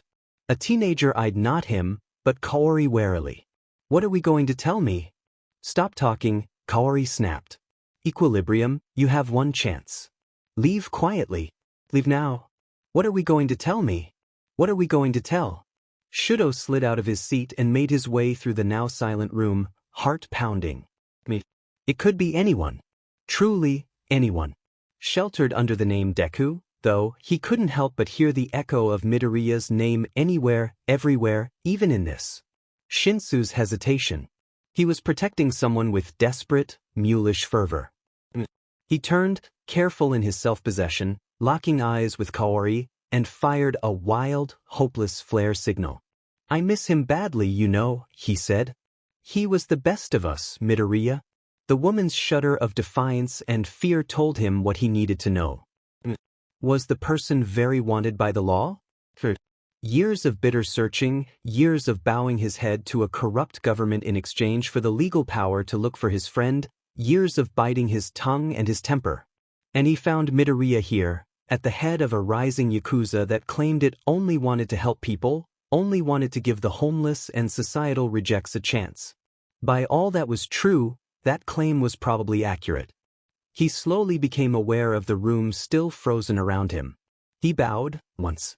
Midoriya will never be harmed under my hand, he said, a world of pain and dedication in the words. If Midoriya asked it of him, he would join Midoriya even now. Especially now. Villains and governments on the rise, corruption seethed through the streets as Midoriya swept through the abandoned shadows. Thanks for the soup, he said, for lack of anything more articulate, and walked out the door. Behind him, the room exploded into a quiet roar. Midoriya looked up from charts of the city as Akagi strode through the door. His black shirt red tank top. It billowed in the sudden breeze of the entryway as she left the door hanging, taking in the sight of the young man greeting her with a startled, glad smile. She drank in the smile with pained warmth, knowing full well that she was about to kill it. Kaori? Midoriya said, smile wavering but holding out. What is it? I wasn't expecting you for another 4 hours, still. She drew a deep breath. How could she explain this? I tried to recruit Equilibrium, then sent him out the door to the police. I may have just assigned your arrest warrant. Worse. Though from what she could tell, Midoriya's arrest warrant had been signed for years. Kaori, did something happen? Midoriya said, shifting to stand. Can I help? Recruiting went south, she said, slamming the words out mechanically. I didn't realize I was talking to a hero until too late, and he recognized that you were the power behind this organization. The smile slipped. Midoriya's calm mask, ever present, slipped just a little. Ooh. Equilibrium. Flicker of relief? Longing? Before the mask sealed back onto Midoriya's face. That's all right then. He was your classmate, Akagi said sharply, but that's no reason you can trust him. He's bound by law to report you. Shudo doesn't care much for the law, Midoriya murmured, standing. I don't think he'll report us. A hero who doesn't care for the law, Akagi repeated, disbelief welling up in jerks. What? How is he even a hero? Midoriya shrugged, a tinge and only a tinge of helpless curiosity creeping into the movement. Shudo is unusual. Hesitation. I'm pretty sure he stayed on the hero track only to change the law, to show he's better than his circumstances. I can't think of another reason he'd keep on as a hero. His circumstances. Midoriya was betting his safety on one hero's circumstances. He's the son of the number one. You're completely, positively sure he's not going to report you? Quite. Shoulders back, relaxed, hands extended to comfort her, Midoriya's calm gravitas was ruined only by tank top blaring between the two of them. I promise, Shudo is going to do nothing like turn us into the law. The words hit a chord, soothed her despite frustrated, fearful misgivings. Then we were lucky. Anyone else? Midoriya's mask opened again, revealing a half-wild exhale that spoke volumes. Akagi remembered a time when the mask was a sparing necessity, not an eternal constant. Midoriya had grown up and grown inwards, since then. Anyone else, Midoriya repeated, pulling out another fold-out chair, and we'd be in massive trouble. Here, take a seat. Tell me what happened. She did. She recited finding a frustrated, grease-stained young man at the entrance to an alley, recited taking him to the nearest soup kitchen and gauging his interest in joining their network. He had been cautious and probing, enough to raise a hesitant red flag, when Soup washed the dye clean of his hair and revealed equilibrium. That was where things went really wrong, she said, settling forward in her seat. Till then, it was just bad luck that we got a hero. What was the son of the number one doing in the worst part of town anyways? But then Hunter panicked and let half your name slip. Equilibrium guessed the rest of your name, and then I panicked and confirmed it, she said, swallowing self-blame. Midoriya had his hands propped on his chin, watching her as if he could watch the scene itself unfold if he watched intently enough. He said. You panicked. That's going to happen again. He shook his head as she opened her mouth to protest. I'm sorry, I didn't mean that as an accusation. You were under a lot of pressure and you handled it well.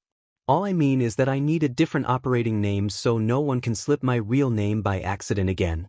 She thought it over for a moment. The idea was solid, another layer of failsafes, but only heroes and villains use aliases, she said slowly. This is only going to fuel the rumor that you really are a rising crime lord. She regretted the words as soon as she spoke. Midoriya was on the run from the law, already considered undesirable, and under his mask hid an uncertain young man with far too much history in his eyes. Midoriya flinched, barely noticeable, but then his face set. Okay, he said, sounding more fragile than he had in years. I think that's what we have to do. He was probably right. The thought was no comfort.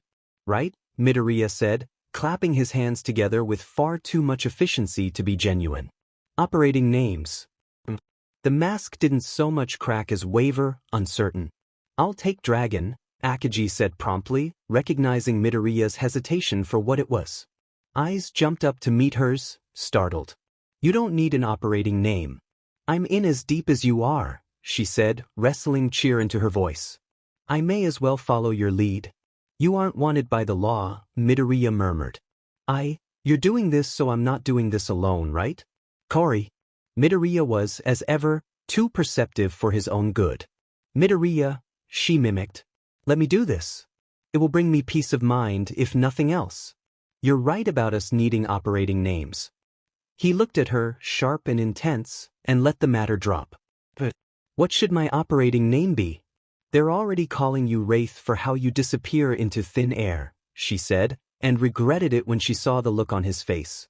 It doesn't have to be that. Fine. I'd like it to be something to do with helping people. Helper, she suggested. Midoriya made a face. That makes it sound like I'm helping people, not helping them. Yes. What about Dikair? No, the heroes will recognize that one. She ignored Midoriya's trailing mutter. Let's go back to Wraith. It does suit you, for all its negative implications. She ticked off the points on her fingers. You're always disappearing into nothing. Your existence is like a phantom. You work in the shadows. Phantom, Midoriya interrupted. That's better than Wraith, at least. It suits you, she agreed, for all the reasons I just mentioned. Phantom, Wraith, Spectre, Spirit, Midoriya said, lapsing into another mutter. What about Spirit? I think I like it. Spirit. She examined him, examined his unyielding drive and near-fatal kindness. He had the brightest spirit she knew. Yes, she agreed. Do that. Do Spirit. Okay, said Midoriya, taking a deep breath, stepping into the role. It was nothing he hadn't done over the past 3 years, but somehow, it felt significant. Eyes settled, face compassionate steel, he donned, removed, the mask. We're set then, said Spirit. All we need to do is let others know of the change of name. Understood, said Akagi, said Dragon, and the moment passed. Speaking of aliases, Midoriya said, slumping easily into his chair, what alias did Equilibrium use? Oh, it was weird, she said, trying to fish out the right syllables from her memory. Obviously fake. It had to do with suffering. Something cool? Yes, death. Midoriya's face did a strange little jump at that. Oh, he said, but I'm still trying to imagine him in our soup kitchen. He pulled a wry face, half affectionate, half bemused. About that, she murmured, stomach twisting, but the point had to be made. We're really not a soup kitchen group anymore. We're organizing night watches and drilling everyone in street skills and creating a warning network for when hero fights are nearby. An outsider would see a Yakuza posting guards and training recruits and avoiding the law, and that's kind of what we're doing. I made sure everything was perfectly legal, Midoriya said, voice soft, almost dangerous. I know, she said, biting her tongue in frustration, in discomfort, but that's only because the government has no idea we exist. If they knew what we were doing, it would definitely be illegal. Midoriya slumped, picking at a shard of wood on the table. You're right. But what else can we do? No one else is helping these people. I'm not saying the government is right to disallow our actions, she said carefully. I just want to know where this is going to lead us. The word Yakuza echoed loud between the two of them. They sat in silence. A fly buzzed. Exhaling sharply, Midoriya spoke. I swore when I was little and again a few years ago that I would never become a villain. If people decide to see me as a villain, that's different. But I'll never become one, even for a good cause. I just won't. He had the charisma and wits to pull it off, she thought, before cutting that train of thought short. Midoriya had said no. That would be good enough for her. Still, and if the government decides we're villains, no matter what you say? Midoriya winced. They've already decided I am, so I guess it's not that much of a change. But you, his voice solidified.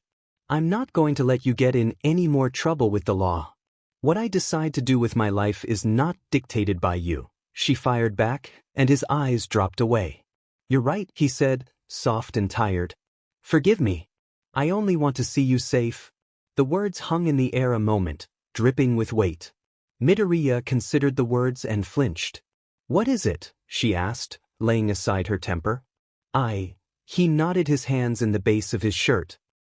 My father said something similar to me. That's why I can't do certain things. My words were too forward and controlling. Please forgive me. Forgiven, she said, startled and wary at the rare mention of Midoriya's father. The family relationship was complicated, she had gathered, and not altogether legal. You're all right? With your father, I mean? It's all right, Midoriya said, looking like there was no word in the world for his relationship with his father. Kept safe. And I can help people. So it's Red flags whipped up in the back of her brain. She knew the relationship was tense. She didn't know it was, whatever this was. You would tell me if it's not okay? Midoriya forced out a fake smile, almost a real one. Of course. Liar. She would have to keep that much closer an eye on him. I'll tell the others about Spirit and Dragon, then, she said, prying herself from the seat and wishing that, for once in his life, Midoriya would be a little more honest in his vulnerabilities. Shudo shut the door to Shinso's office with a bang. I know you were covering for Midoriya, he announced with absolutely no preamble. Shinso nearly dropped his coffee. How did you go from conspiracy theories to that? Shinso said after a beat, settling his cup on the table with an audible click. You should have told me, Shudo swept on, undeterred. You know I've been looking for him for years. Why would you? Because you're no undergrounder? Shinso snapped. Your quest for Midoriya was always foolhardy. What were you going to do with the information after you had it? Run off and tell the police? Keep it secret and hope you would never slip the information by accident? You're an above-grounder. You aren't trained to hide information, let alone something of this magnitude. I would help him. Shudo cut in hot and furious, betrayed. I would give him support, help him cover his tracks. The government wouldn't. I almost left the hero track after Midoriya was captured, and nearly again when I was 18 and moved out of my father's house. Do you know why? The government showed it was more than corrupt and uncaring. I stayed half to be in a position to help Midoriya and half to have the influence necessary to change the government. I don't care if the government hates me. In fact, I want them to. Shinso looked sharply down at him. Do you understand what you are saying? The government is no small enemy. I thought it was the job of heroes to go after the big enemies. Okay, Shinso said, breathing out a sharp exhale. You're still foolhardy, but you're determined. You need training in hiding information, then. Shudo laughed, short and unhappy.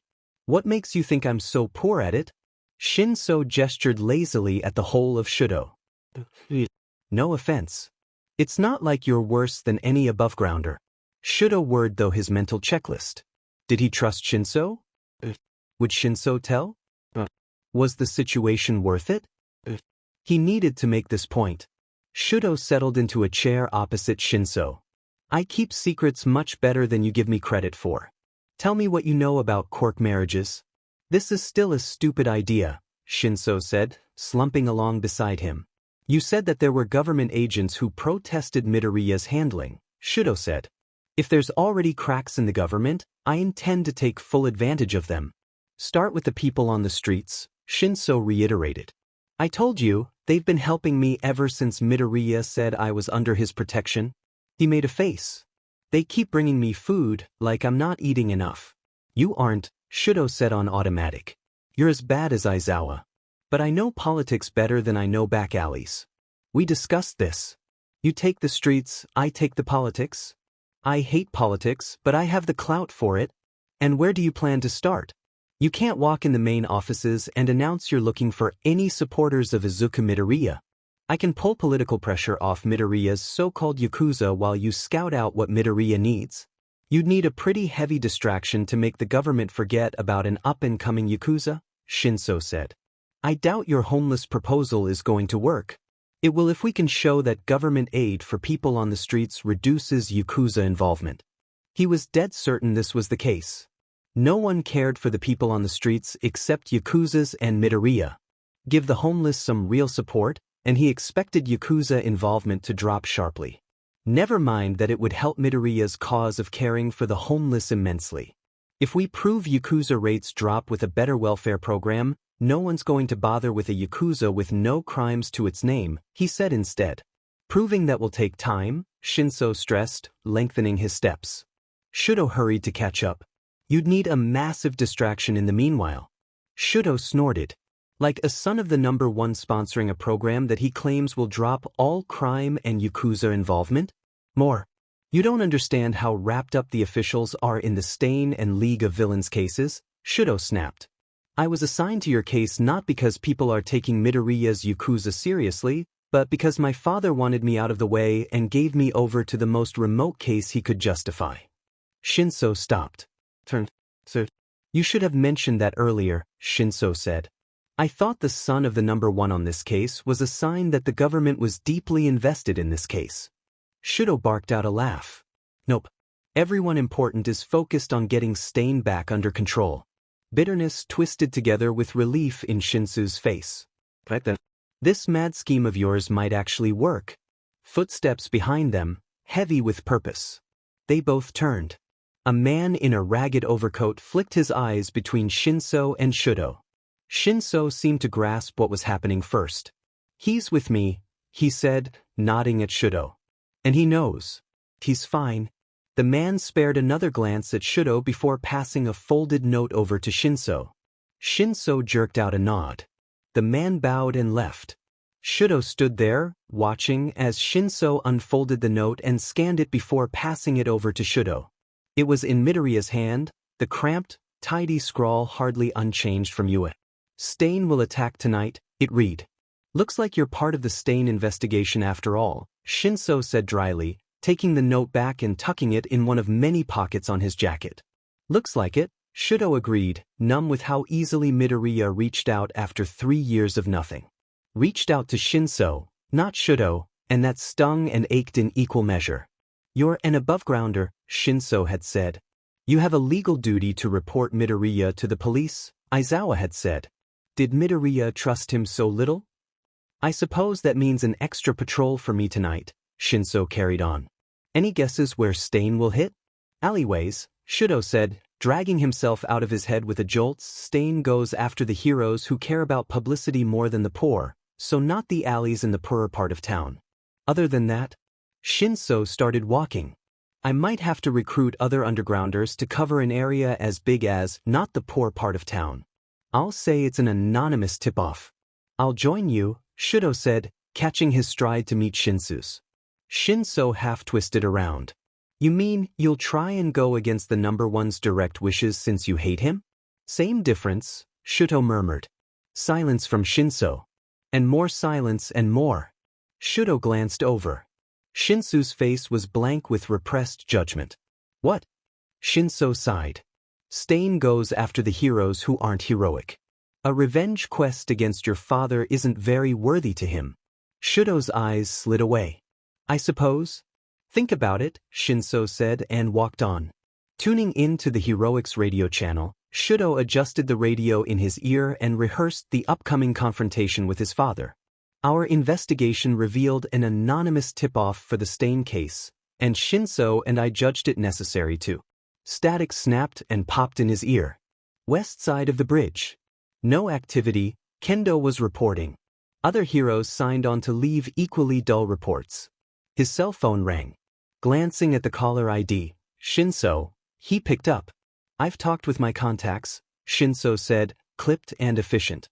They agree that the most likely targets for Stain are Juniper, Mount Lady, Doomstalker, and he paused. Uravity. He was invested now. Understood. Doomstalker and Mount Lady are patrolling near each other on the north end of town, Shinso continued, an edge of contempt in his voice. Shudo snorted.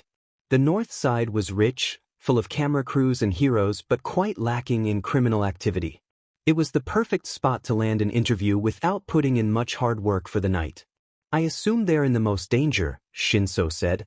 A double kill would look good for Stain. They've each got an underground hero on their tail. Juniper and Uravity haven't signed onto the radio for the night, so we're still locating them. We should have them covered in the next 10 minutes. Got it, Shudo said, and for the sake of Uraraka, he added, I'll join Uravity, just to be sure. All right. Beep. Shinso had cultivated the habit of hanging up before any awkward farewells could be issued. Shudo appreciated that. He dialed Uraraka's number. Nothing. She picked up on the fourth ring. Todoroki? Is something wrong? Formalities were unnecessary, so Shudo skipped them. We received a tip-off that Stain would be active tonight, and you might be a target. I want to patrol with you. There was silence over the phone for a moment. I can't say I didn't expect it, Uraraka said at length. I've been pretty clear on how I'm working for money, right? I was just leaving on patrol, so I'll join you. I'm at the intersection between... Shudo pressed, disliking the pause. The pause lengthened. By the new bridge, Uraraka rushed out, voice strained. Todoroki, Stain. Clatters rang in Shudo's ears, like the phone had been dropped. Uraraka? Nothing. Uraraka? Nothing. My, purred a voice straight out of Shudo's adolescent nightmares. Look what we have here. Gasps of pain. Shudo broke into a dead run, icing the path ahead in a desperate bid for speed. Ah, but you have company on the phone, Stain's voice continued, tinny with distance. Let's just... Breath, intimately close to the phone's microphone. The line went dead. Shudo dialed Shinso one-handed. Bring. Hello. Shinso, half wary, half annoyed. Uraraka, Stain, North Bridge, now, Shudo half-shouted. Shinso cursed and hung up. Shudo was on the opposite side of town. Maybe Shinso was closer. Maybe not. His heartbeat rang loud in his ears. Too late. The television filled with the grainy image of a newscaster shoving a microphone in Uravity's face. With news of Stain's escape, talk of heroes turning down money is trending. You have been quite vocal in refuting this position. What is your take? Uravity smiled, leaning toward the microphone. I think it's silly.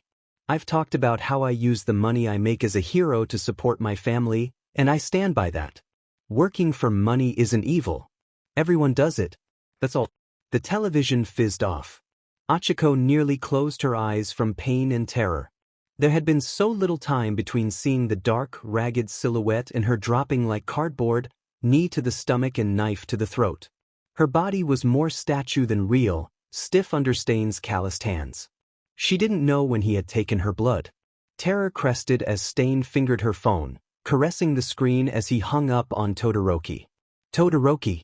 He had heard the situation and would call backup. She only had to survive until then. She could stall. Stain crouched down, breath close on her face. Now he purred. Where do I start with you, Ochako Uraraka? Venom dripped off his tongue as he spoke her given name. You defile the name of heroism by your very presence? My family, she snapped, is not a defilement. You openly work for money. He took out a short knife, spun it, and dug it deep into her side. Agony. You don't have even the shame to hide your love of fame and fortune, he continued, relentless. You flaunt it relentless old. Blood. So much blood spilling out of her. And then you go crying to the cameras about how noble it is that you work for money, he growled. It's a disgrace. I have had my eyes on you for long enough. Working, for my family, she grit out, gasping for breath, is good. Stain's face darkened and he whisked out another knife, plunging it into the space between her third and fourth knuckles. She screamed. Movement behind her. She couldn't move, couldn't do more than open her mouth to tell the newcomer to run. That's enough, a new voice cut in, far too plain and young to witness a killing. She couldn't move her fingers. She couldn't move her fingers. Thumb, forefinger, yes, but everything else. Stain's face contorted in startled wonder. He stood. Midoriya. She didn't register the word at first, too caught up in pain and panic. Me, the voice agreed. Leave now. Midoriya. The name flooded her in a rush of panicked awe. Ever so minutely, her body relaxed inside its stiff prison. You have a true hero's heart, to stand up even for the toxic fakes, Stain said plainly. That is why I must exist, to purge the fakes you would die to protect. Footsteps drew closer. Red shoes, half unlaced, entered her field of view, stopping inches from Stain's boots. Uraraka is no fake. She might be after this. If she couldn't use her hand, Ochako thought with wild desperation. If there was an after this to speak of. Stain growled, something guttural and warped. She openly admits to heroing for riches? I'm working, my family, she gasped through pain. Deku, get out? No, Deku said to them both, kneeling down, turning his back on Stain to squeeze her uninjured hand and drag the knife out of her broken knuckles. Exit pain. Again, Ochako screamed. Hang in there, Deku whispered, brushing a hand over her bloody knuckles. Pain eased. Stain took all of this in impassively. Your noble efforts come at too great a price, he said. Even now, heroes rush to the scene. You know the cost of capture, prisoner 037. Deku, go, Ochako whispered, imagination catching at the idea of prisoner 037. Better me than... The rest of the words died in her throat, stifled by thorns. Death this close was undeniably frightening. No, Deku repeated, more forceful this time. Stain, she works for money, not riches. You must see the difference. Seeking any compensation corrupts a hero's purpose. Move, Midoriya. I am not past paralyzing you if I must. I'm not moving. She heard the movement of air as knives whirred out. And then... Death in the air, in her nostrils, in her lungs. Choking, suffocating, relentless death, radiating so strongly it might as well take her immediately. There was no movement of air.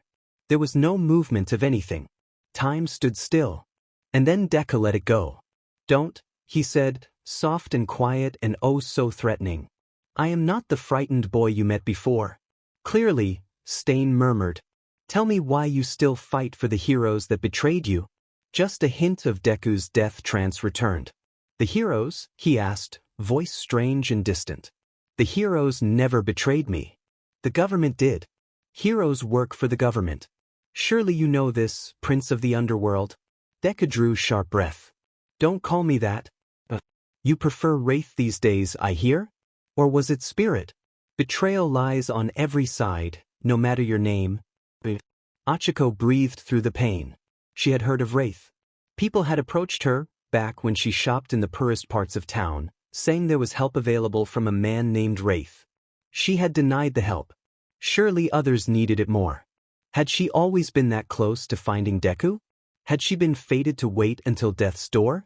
She could feel herself fading even now, comforted only by Deku's presence and the warm tingle in her broken hand. Have mistaken working for money with working for riches and power, Midoriya was near shouting. You've never worked with the homeless. How dare you? Your ideology is as corrupt as what you fight against. Harsh words from one who seeks the same as I, Stain purred.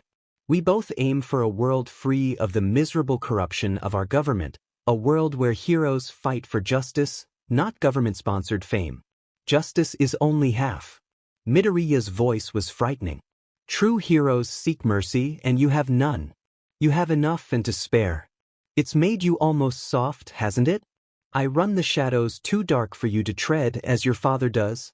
Achiko closed her eyes, then.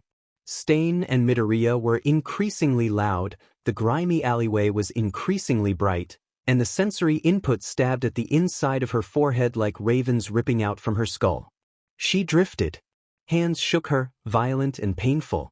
Her side ripped, and she buried her face in the ground to keep from screaming. She could move but not much. Blood loss, her brain helpfully provided, was quite critical at this point. Her side, Deku hissed. What did you do, Stain? If she dies?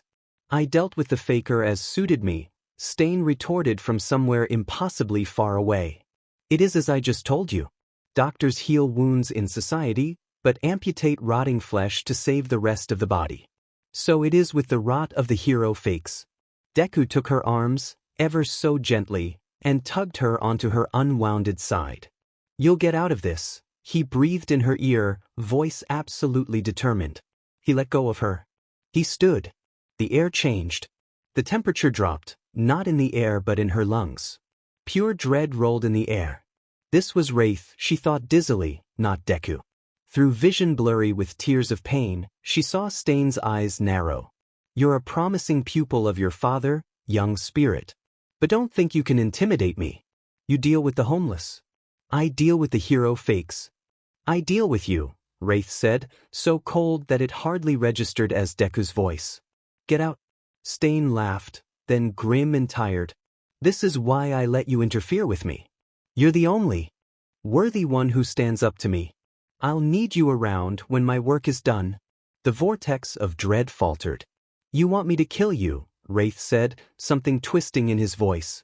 It was the most real emotion, not the projected calm or terror of the last few minutes, she had heard out of him.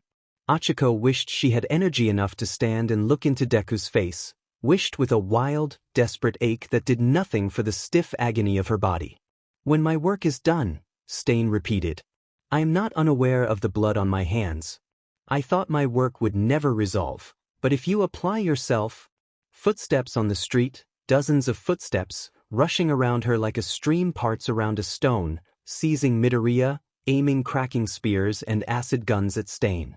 No, don't, Achiko gasped out, shoving herself upward from her slouch and nearly collapsing. Her sight went blurry, and she was pulled backwards into someone's arms. Stay put, Urara, the woman breathed into her ear. We cannot risk any distractions in confronting Stain and Midoriya. Good job keeping them talking until now. No, I don't. So it goes again, Stain said, lifting his head to meet the eyes of the assailants. Yet this time, I am uninjured and fresh.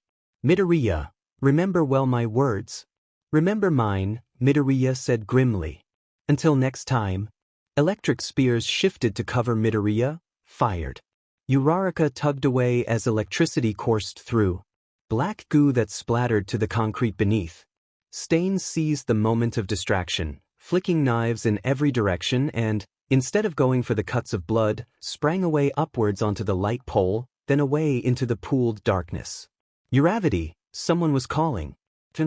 He sounded more panicked than tired. That was serious. Hands took her shoulders, eased her into a sitting position, wrapped bandages tight around her hand and side. Her hand whispered dull anxiety. She still couldn't move it. Voices swam in and out of focus as she allowed herself to crash. Deku was gone, Stain was gone, everyone was gone. Not Shinso. He took her hand as she shook, raising his voice in sporadic intervals as suited him. Necessary to interview, someone was saying. My dead body. She's hurt, you can wait. Everywhere. Her shoes stuck to the concrete, trapped alone with Stain, she couldn't move. Todoroki was there, then asking something she couldn't hear through the garble in her ears. Shinsu's garble answered. Vaguely, she recognized the signs of shock. Fair enough. Todoroki? She opened her eyes, when had she closed them? Yes, Todoroki, lighting a small fire just for her. Deku was here. She breathed, quiet enough that only Shinso and Todoroki could hear. Is Stain stopped for him? Shinso squeezed her hand. Todoroki's flame flared a little. Message complete, she let herself be bundled along to the white hospital in a white ambulance, dizzy with all the emotions she couldn't feel. She woke to the faces of her parents and burst into tears. Shudo walked the hospital halls like he was at home in them, which was almost true. After years of visiting his mother weekly, sometimes more, hospitals were no longer the foreignly sterile buildings they had used to be. I'm looking for Achiko Uraraka's room, he told the receptionist. I was told she was in room 4407? The receptionist glanced up, probably to tell him that Uraraka wasn't taking any press interviews, and recognized him as son of the number one. She waved him onwards, a little pale. Uraraka was waiting for him as he walked in. Upright, awake, and relatively calm, she was the picture of understated grace. At least, until she took one look at the massive bouquet of flowers he had brought with him and burst into laughter. As he had intended. Put that down so I can see your face, she demanded, eyeing up the collection of flowers and ridiculously outsized smiley face balloons. He obliged her, settling the bundle on a nearby chair and letting the balloons drift up to the ceiling. Your parents aren't here? He asked. I'm selfishly glad. I hoped I had chosen a time I could talk alone with you. Uraraka's mood swung somber in her eyes, but she still smiled. I finally convinced them to go out and take a break from babying me. I expect they'll be back in a few hours.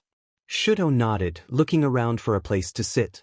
The only place in the room was the chair with the flowers and a couch full of personal items, so he dumped the flowers at the foot of Uraraka's bed and sat on the chair.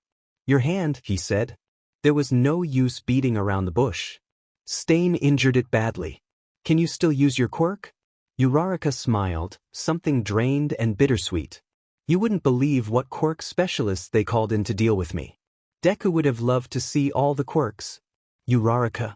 Her smile dimmed. It's not as bad as it could be. I can use my quirk, at least. Not so horrible, right? Shudo took her hand, careful of the white patch on her knuckles. Uraraka let him carefully bend each finger without a wince of pain. It's not that, she told him at last. My fingers move. I just don't quite feel them anymore. Here, she took a deep breath. I can't move them quite right, she said all in a rush. Just watch. Her fingers twitched, curled, and then half of them froze halfway through the motion. That's as much as I can get out of them, she said, not quite meeting his eyes. The doctors say it'll get a little better, but not much. The words hung there. Shudo let them hang, methodically sorting through Uraraka's words. It seems to me, he said slowly, that you are working very hard to be okay with all of this. Are you sure you're fine underneath? Her smile wavered and dropped. Shudo, not now. She took a few deep breaths and blinked hard. I have to be okay for my parents. They're so worried and guilty that Stain targeted me because of them. Another deep breath. I'll work through all of this later, I promise. But I need to be all right now. That he could understand crystal clear. Okay, he said, gently squeezing her hand before letting go. Tell me if you ever want to talk. It's not the same, but he touched his scar. I know something of lifetime injuries. Thanks, Uraraka said, almost inaudible, before brightening forcibly. But look, I can still use my quirk. She wiggled down the bed to reach Shudo's flowers. With a touch and a nudge, flowers were sent spinning everywhere, drifting across the room in a silent, chaotic display. It's beautiful, he said, taking a moment to marvel at the scene before plucking a rose from the air. Here. She took it gingerly, avoiding the thorns. Thank you. It's not nearly as beautiful as you, he said sincerely, before realizing what the words and flower implied he thought of her. Well, words were unlikely to fix what they broke. Silence it was. Silence, shattered by Uraraka's genuine laugh. You look so awkward right now, Todoroki-kun. I can't. Oh, that wasn't intended as a confession of love, was it? Since I'll stop laughing at you if it was. No, he grit out, that was not a love confession. You just look radiant, unbroken kind. Nice. Today. And I picked the wrong flower to tell you that. Here. Grabbing at random, he shoved 4 or 5 flowers at her face. You will never stop being awkward, will you? Uraraka laughed. Thank you, Todoroki, really. The flowers are beautiful, right? He said, and floundered for a topic change. How was Stain? He asked, then decided he wanted to die. Asking the victim how their assaulter was, very good topic change. Uraraka sighed. His words keep weighing on me. All he could see of me was my working for money. And there's more to me than that, as a person and as a hero. Shudo nodded. He had forced this conversation topic, so the least he could do was not interrupt Uraraka talking about something that clearly bothered her. But I keep thinking, Uraraka went on, that at the end of the day, I really do stay through the horrors of the job in order to help my parents. There's nothing wrong with that, Shudo murmured. Stain was wrong. I know that. Everyone keeps telling me that. She threw a pillow at him, he let it smack him in the chest and decided to shut up. I know there's nothing wrong with it, she continued, but I see all of you so dedicated to a cause, and I just feel off. Like, am I really working to save people? And if I am, how can I do that better than just showing up to work and doing my job? I want to help people, Shudo, not just send them packing once a villain is out of range. I want to be like Deku. He makes people feel safe no matter what. I want that. I want to help people like that. You've had this building for a while, he said slowly, wary of incoming pillows. Haven't you? Ever since I saw Deku help people with such passion, she admitted. But it's gotten worse, lately, with Stain telling everyone that heroes ought to have a purpose above and beyond paychecks, and now her uninjured heart flexed into the sheets. I want to help people, she said, quiet and fragile. I always have. But I don't see how to do that. I show up to work, I do my job, I go home. And I help a lot of people that way. I know that. But I just feel like there's more I could do that I'm not, and I don't know what it is. She slumped into her bed. I'm tired of feeling this way, she said, muffled by blankets. And I'm sorry for unloading all this on you too. I don't mind. Shudo knew the danger of pent-up emotion, and this had been building for years. If he could relieve some of that pressure by listening, he was glad to do so. I wish I was like Deku, Uraraka said into yet another pillow. I wish the government had never taken him. I wish he could still be a hero. And that, Shudo suspected, was the core of the pain. We can help him out, he said, thinking of his plans to pull government pressure off Midoriya's group. Actually listen. He outlined his proposal for government welfare, and how that would remove attention from Midoriya's Yakuza while helping Midoriya all the same. I could always use help. Deku's formed a Yakuza? Uraraka's voice was quiet. He thinks he has to work illegally to get anything done? I can't say he's wrong, Shudo muttered, wishing for a fleeting moment that he could abandon his responsibilities and throw his lot in with Midoriya wholesale. But he should be wrong. Uraraka burst out, launching herself into an upright position. Todoroki, you can't believe that a Yakuza is the only way Midoriya can help people. Unless, her voice dropped. Todoroki, do you think his father forced him into this? Shudo remembered Shinso's recounting of the man at Kamino Ward, standing equal with Midoriya in the most corrupt part of town. I don't think anyone could make Midoriya do something against his will, do you? Uraraka didn't laugh, but her eyes softened a little. I guess not. But, how did a Yakuza, Todoroki? Why, Shudo shrugged. I guess he saw it as his best option. His best option, Uraraka echoed, something solidifying in her voice. Right? That's going to be my mission, to help people above and beyond a paycheck. Do you hear me? I'm going to give Deku better options to help people than Yakuzas. She took a moment to consider her words, then nodded firmly. She turned to Shudo. Are you with me? He didn't think Midoriya's Yakuza was the great evil Uraraka saw it as, but he was completely behind her desire to get Midoriya the help he needed. Midoriya could turn even the slightest advantage into a game-changing strategy, and he was full ready to give Midoriya that advantage. I'm with you. Good. Shudo loitered against the edge of the alley wall, hair dyed yellow, this time in more permanent dye. Uraraka had done something with her jars of makeup that covered his scar and contoured his face into a subtly different shape. Hopefully it was enough. His plan was to follow someone leaving Midoriya's soup kitchen. He knew better than to go back in, but if he followed someone in the know, perhaps he could get information on Midoriya. He expected a rudimentary lookout system for the place, given its semi-illegal status. At first, he saw nothing. Then, he saw the teenagers, young and scrawny and sharp, wandering the streets seemingly randomly, and he knew he found his lookouts. They looked were no threat, physically, not from a 13-year-old, but all they had to do was raise an alarm and the entire soup kitchen would vanish. Clever. Midoriya had endured a semester of UA, and knew how cunning and overlooked teenagers could be. Shudo failed, however, to attend to the 8-year-old hidden in the shadows until it was too late.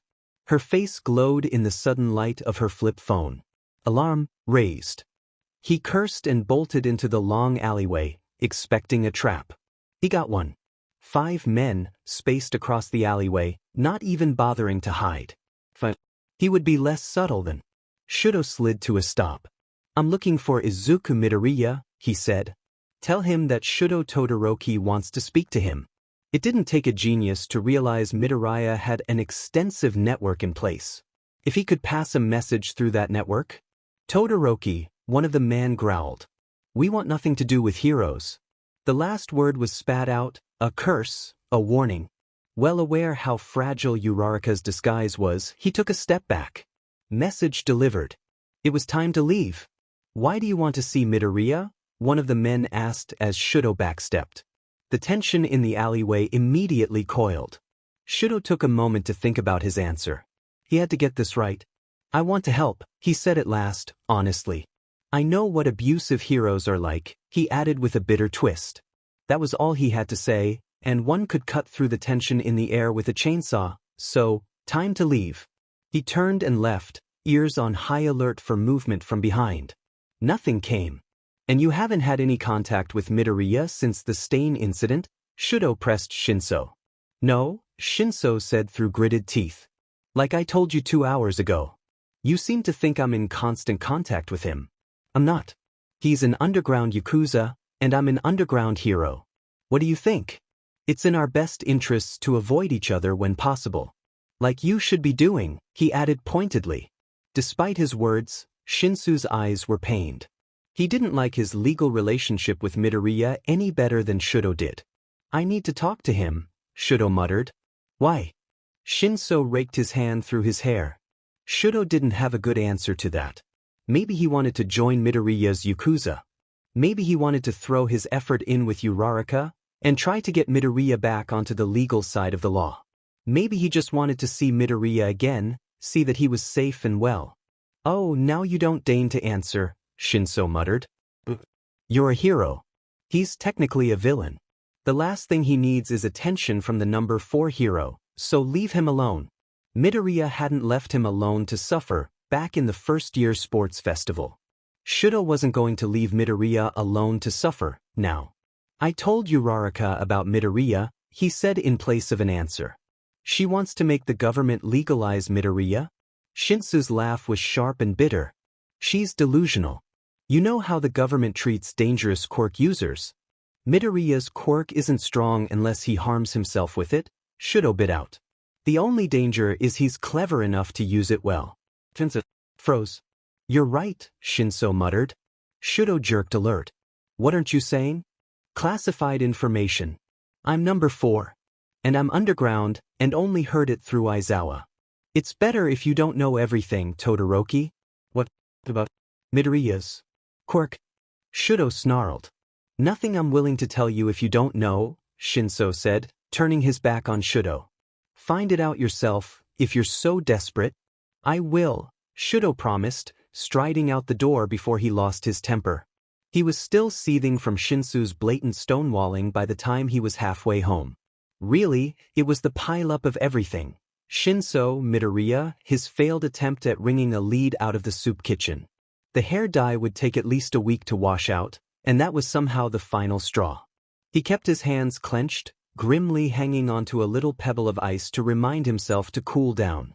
"Hi, someone said, tapping his shoulder, and he closed his eyes to rein in his flare of temper at being touched.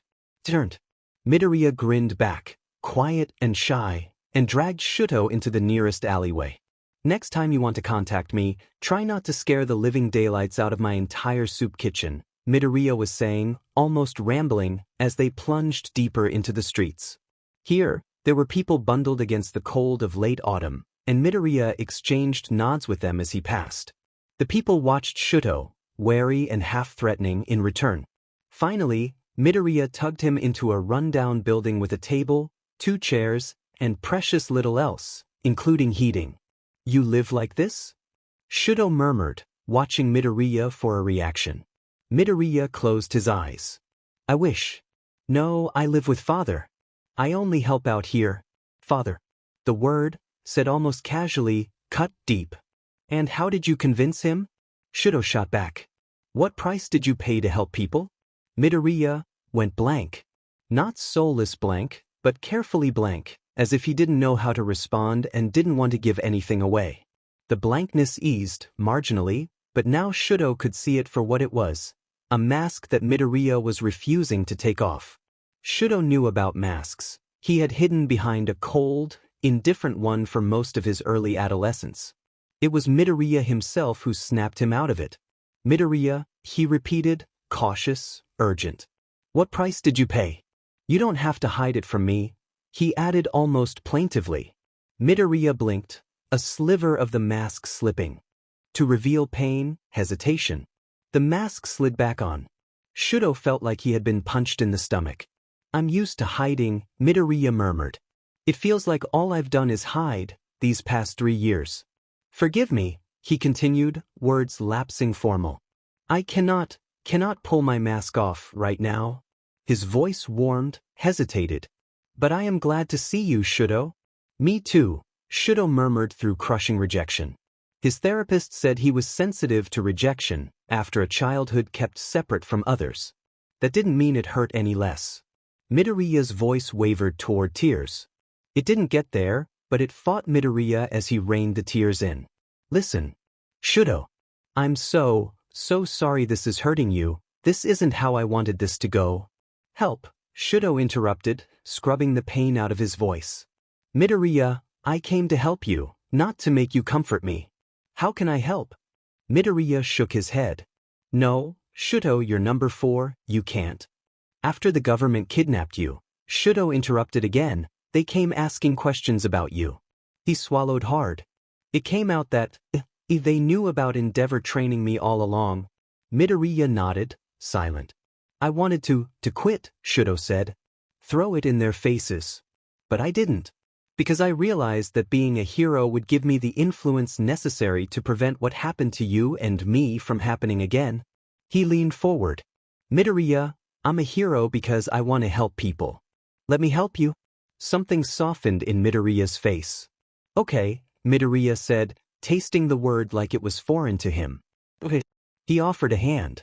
Let me show you what I've been doing. So this is the main base of operations, Midoriya said after several minutes of walking, sweeping a hand across a patch of land hidden by more tangled alleyways than Shuto could count. Shuto overlooked the clearing of buildings with a nasty twist to his stomach. He spent his days fighting villains through the high-rise, high-priced part of town. This, Midoriya's grounds, were another world, filthy, dark, and despairing. We've made major progress to this part of town, Midoriya murmured. It used to be full of rubble, but we cleared it out. The buildings are pretty good at blocking the wind, which is important with winter coming on. It might not look like much, but it's home. At least Midoriya called this, here, home instead of naming his home with the man from Kamino Ward. Still, it stung that such a rundown clearing could be anyone's home, let alone Midoriya's. Midoriya shuffled forward. Mind your step, the ground here is kind of unstable.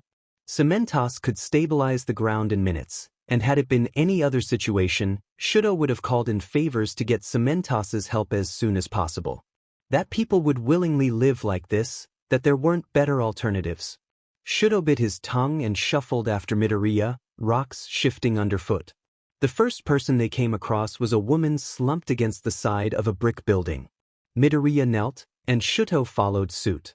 Hey, Midoriya said, gentle a way Shuto hadn't heard before. I have a hand warmer. Would you like it? The woman took the pack mutely, eyes flicking to Shuto. Midoriya nodded, taking the lack of response calmly, and moved on. Shuto followed.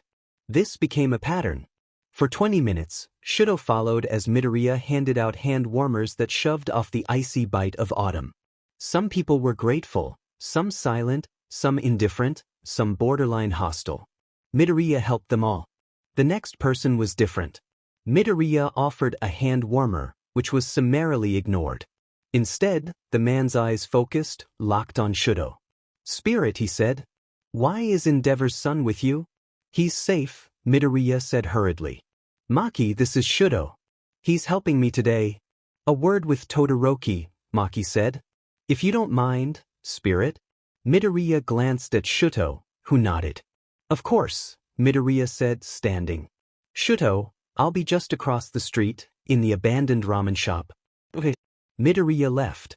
In the space between breaths, Maki was in Shuto's face, looming.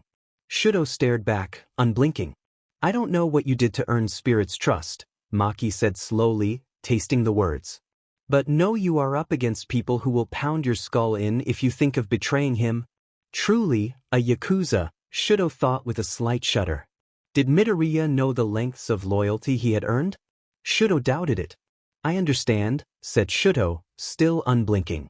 Good. The man stayed there, standing silently, and Shuto decided this conversation was probably done. He turned and followed Midoriya into the ramen shop. He felt Maki's eyes on his back the entire walk across the street. You have very loyal followers, Shuto told Midoriya, sliding the door open. There was someone in the shadows behind Midoriya, but he couldn't make out any precise features. Midoriya nodded, fluffy hair bobbing with emotion. It wasn't precisely the look of a Yakuza leader, but there you had it. Midoriya was no traditional Yakuza. Did Maki give you trouble?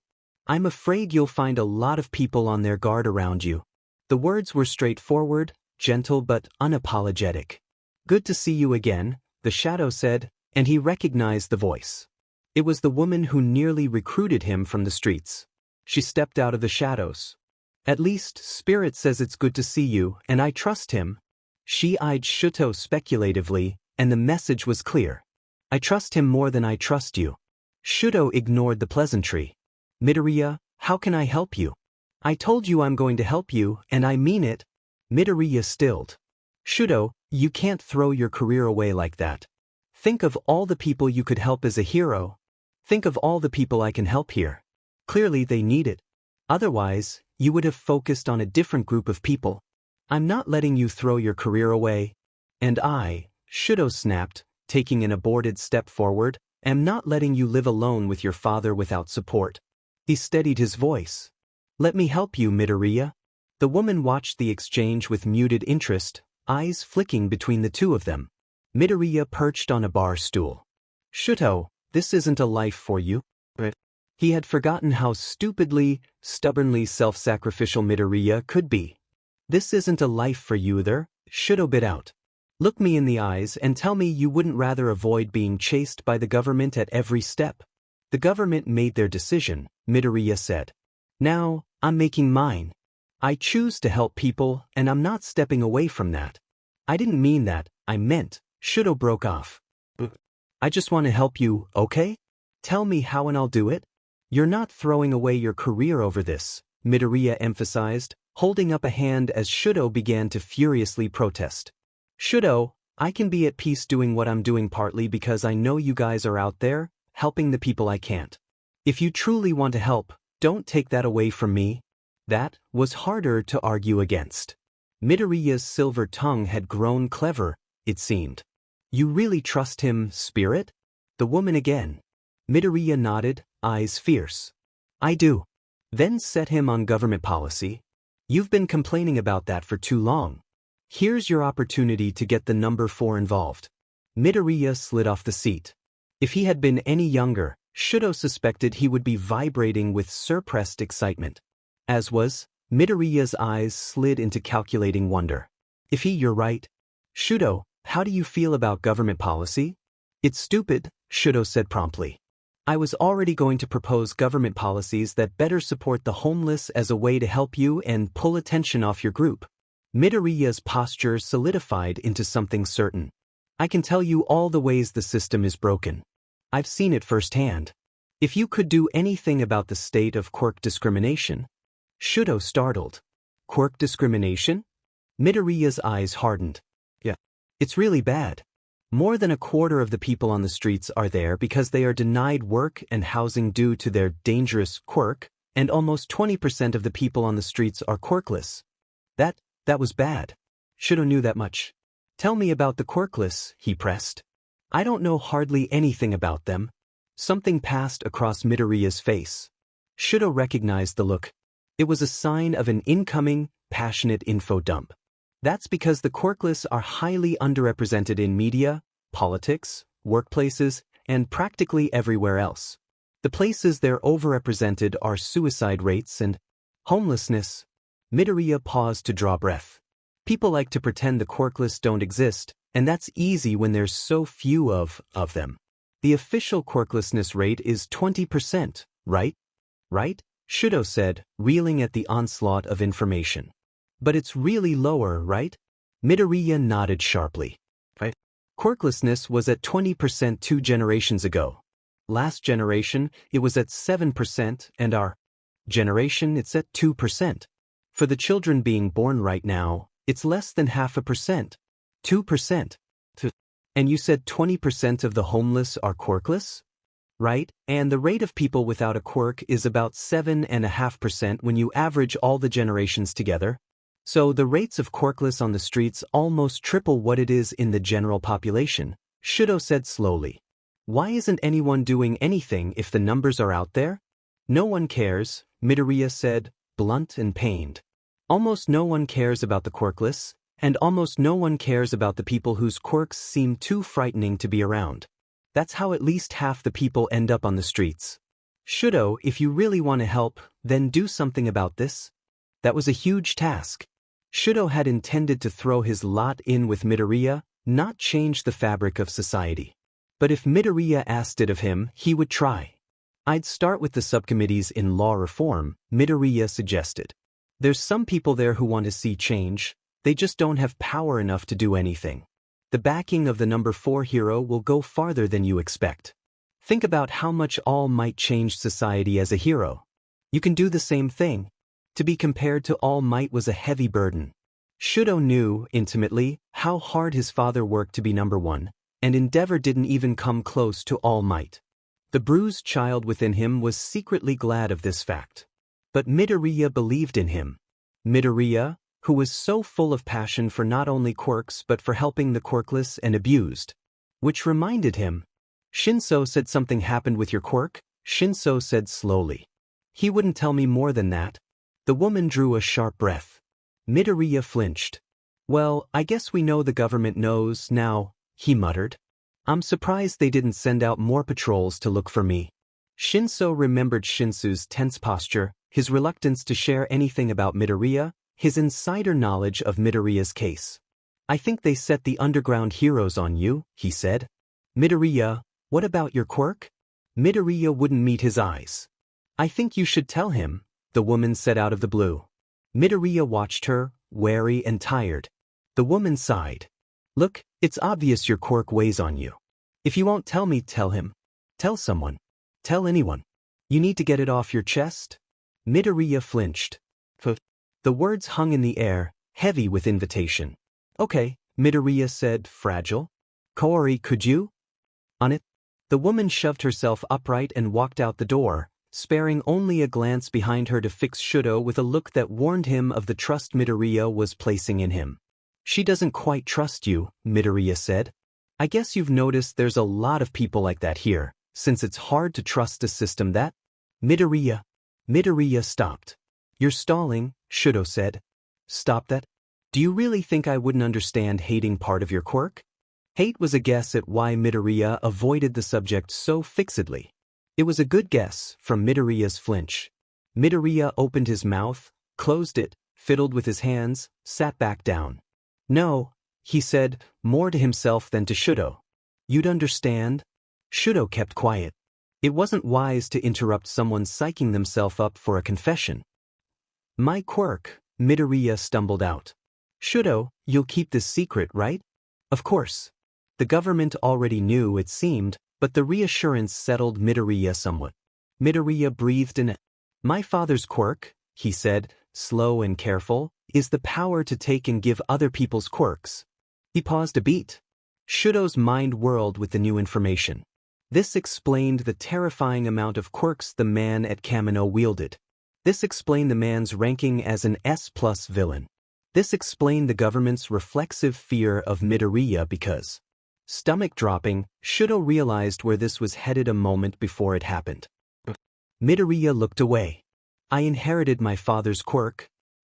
I didn't know that until 3 years ago, Midoriya said.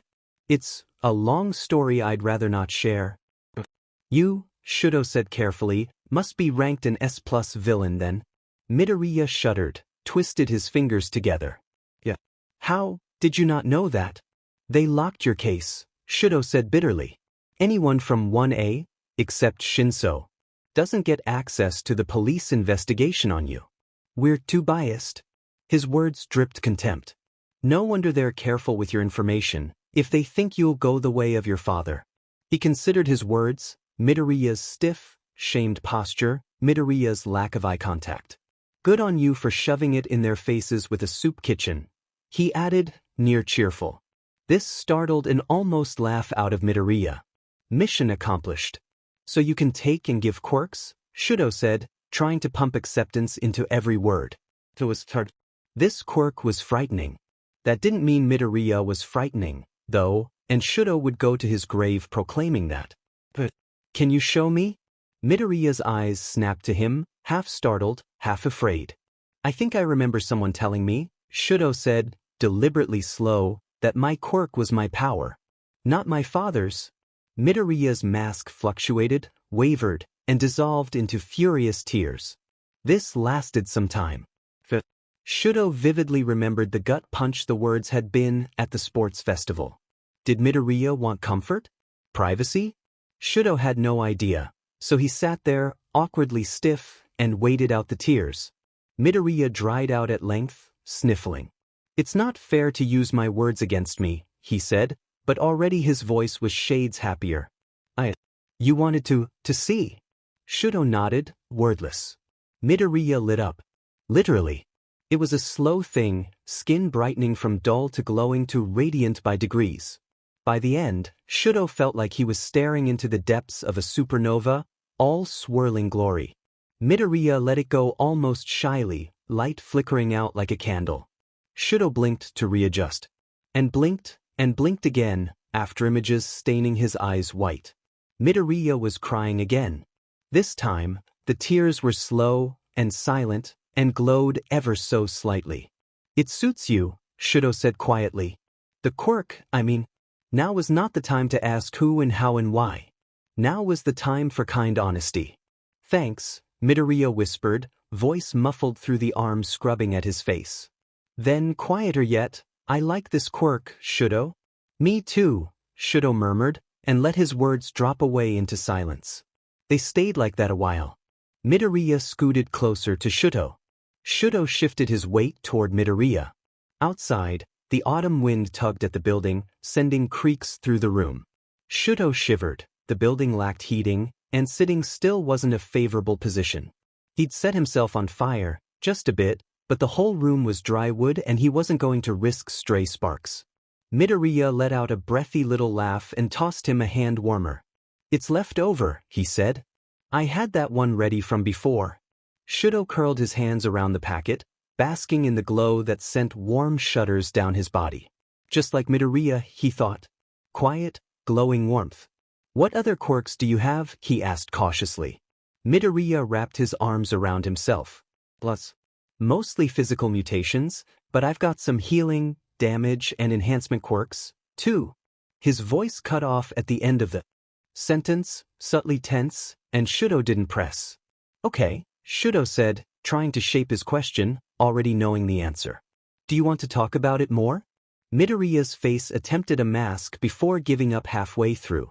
Not really. No. Okay. More silence. But S+, Shudo burst out. That's All Might level. What do they think a glow quirk is going to do?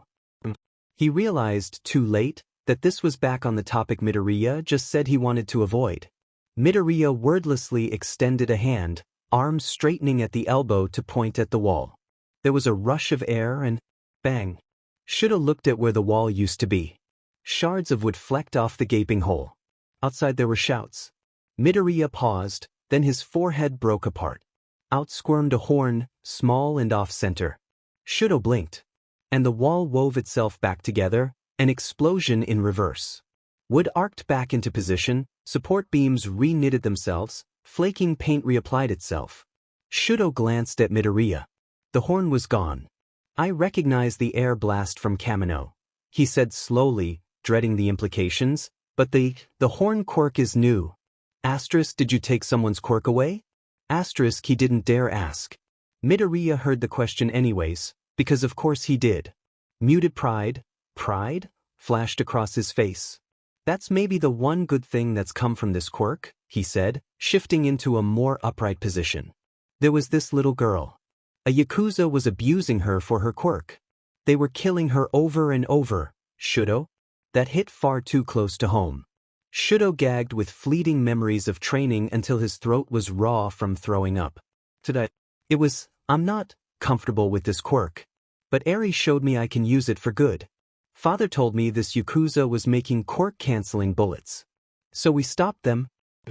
Shudo let the word pass, since otherwise his brain was going to paralyze itself. Father stopped them. I was mostly there for Eri. The words hung in the air. What next? Shudo croaked. She hated herself, Midoriya whispered. She had been told she was a curse because of her quirk. Nothing I said convinced her. There was real pain in his voice. So I offered to take it away. Oh, Shudo murmured, then paused as an idea hit him. Why didn't your father take it? It rewinds time. That's a powerful quirk. He'd want it, I'd expect. He did, Midoriya murmured.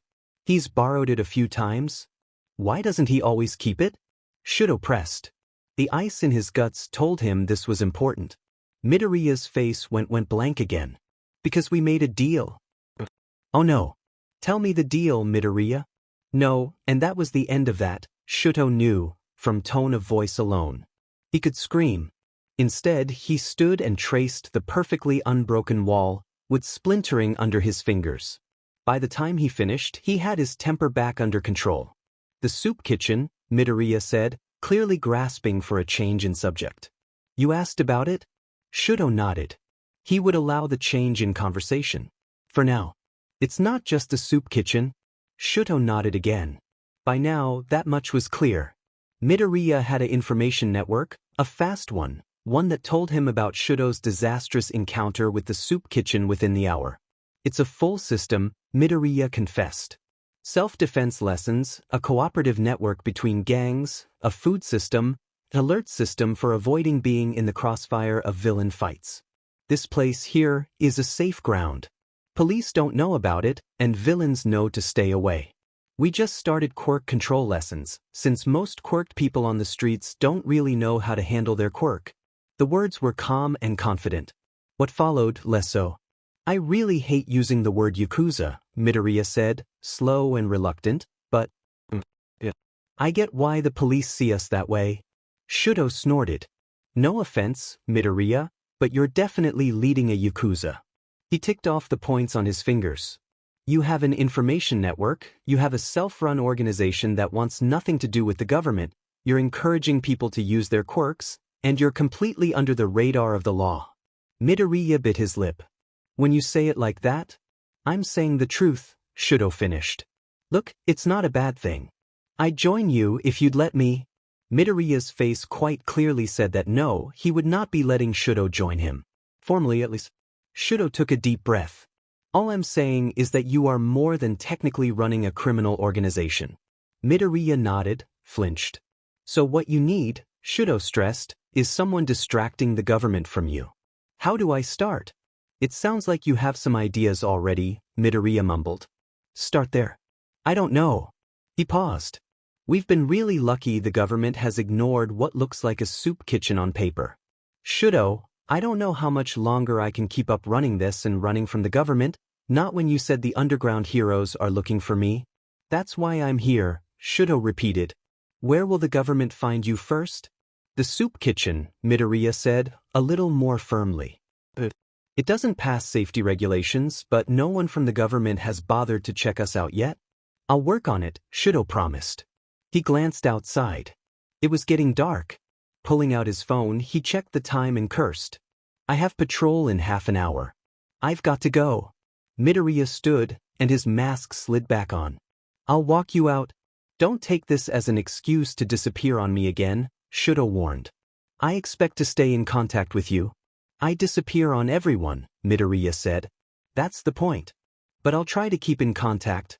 You'd better. I will.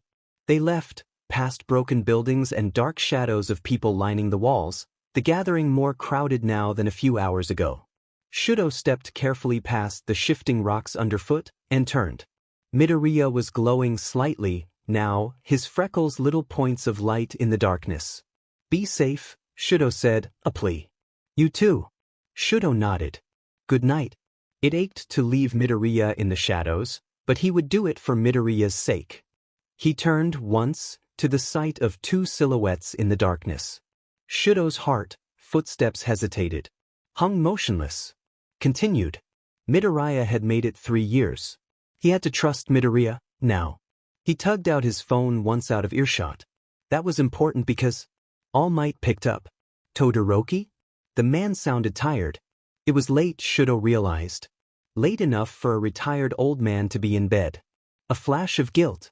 I need your help, he said. What politicians do you know that I can work with on law reform? You want political connections? Tashinori echoed, sinking into the nearest chair. Young Uraraka was asking me that just yesterday. She was quick, Todoroki murmured, then fired off questions about navigating the political court before Tashinori could do more than file Todoroki's response away. They were good questions. As son of the number one, Todoroki was more familiar with politics than most. You have the right hero persona for politics, Tashinori murmured, suppressing a body-heaving cough and swallowing about a pint of blood. As All Might, I was too loud and blunt for the political scene. But you'll do better. Better than you? A trace of disbelief wound through young Todoroki's voice. You wrote national history for 30 years. Yes. Tashinori sighed and cleared his throat. Ahem. By being a force for change. A hero who always wore a smile and laughed at danger. An inspiration, an idol. He let his voice drop back into its normal register. The fool. The change I made was a stopgap. It wasn't sustainable. Do better than me, young Todoroki. The line went quiet. As a child in the age of All Might, Todoroki was probably struggling to hear All Might himself brutally dissect that era. Still, it was the truth. Tashinori would never regret helping people, but he knew now that his most lasting work was guiding the next generation of heroes along, a generation that relied on teamwork instead of a solitary pillar. A generation that was taking an unprecedented interest in politics, if Todoroki and Uraraka were any indication. Todoroki was saying something. Tashinori cleared his throat. Forgive me, I was lost in thought. Say that again, my boy. I'm focusing on legal reform for the homeless. What people can I talk to? That was unexpected. Todoroki, sheltered by wealth, had never been exposed to most poor people. Tashinori hummed. I know some people aiming to improve overall quality of life. I don't know if they have anything specifically on the homeless. It's a start, Todoroki said. I'll take it. Would you put me in contact with this group? So eager to begin. If you don't mind a personal question, he said, thinking over the wording, what made you advocate for the homeless? Todoroki paused some more, and let the silence drag out. Tashinori knew this quality of silence. What makes you hesitate to share? He pressed gently. Static snapped over the phone as Todoroki exhaled. It's complicated. Another pause. There is information I want you to know, but I don't know if it's my place to say. A third party. That complicated matters. Tashinori waited. I want you to know, Todoroki said slowly. I think it would ease your mind to know. All Might was loud. All Might was in your face. Few realized that Toshinori knew the craft of silence well. He used that to his advantage now, drawing out Todoroki's words with just a touch more assuring, inviting lack of words. I think you two should talk, Todoroki said, starting slow, gaining momentum as he went. Let me work on that. Can you give me the contact information of the politicians you mentioned in the meantime? To say Toshinori was interested would be an understatement.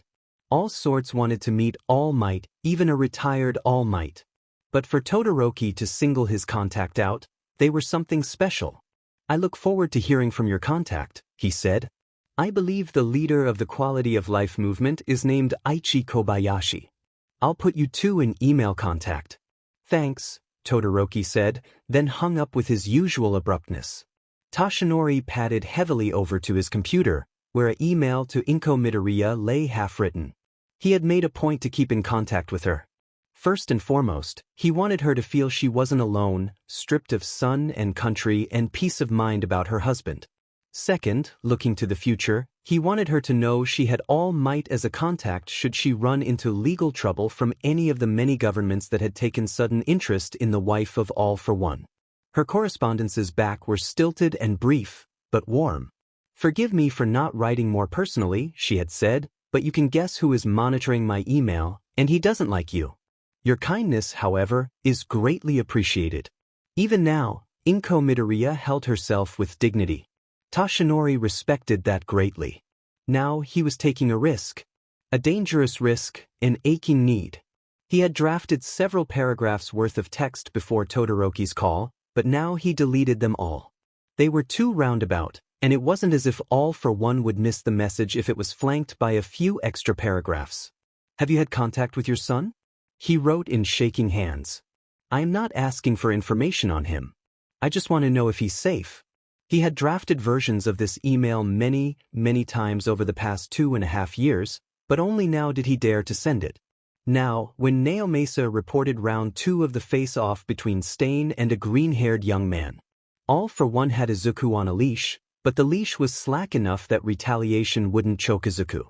He hesitated. Was he really sending this email? Did he dare? For Izuku, yes. He hit send. Todoroki called again that afternoon. Toshinori had been on pins and needles ever since the email sent, refreshing his email every 3rd minute. All for One could have seen the email and deleted it, or seen it and retaliated, or... Todoroki, he said, years of practice hiding his panic behind a mild, warm voice. How can I help you? Your politicians move quickly, Todoroki said. I thought politics moved slowly, but I was wrong. Most people will make time for a top 10 hero, All Might said with no small amount of bitterness. He had escalated this problem in his time as the symbol of peace, and it haunted him at night. Heroism is the new social ranking, and you rank highly. He moderated his tone for Todoroki's sake. He was angry at the system, not at the young man, but Todoroki might take it otherwise. It didn't help that today, he was particularly worried about his boy, his successor, his enemy's son. Nothing about Midoriya's position was easy or kind, and Toshinori wished he could hold his boy until all their problems melted away. With All for One in the picture, that wasn't happening anytime soon. For you. His mind had drifted away again. It was doing that more often, and the amount of blood Toshinori coughed up was escalating. It painted a sharp picture of Toshinori's next few years, in whatever amount was left to him. Honestly, he survived for Midoriya's sake, these days. He had since Kamino. Might?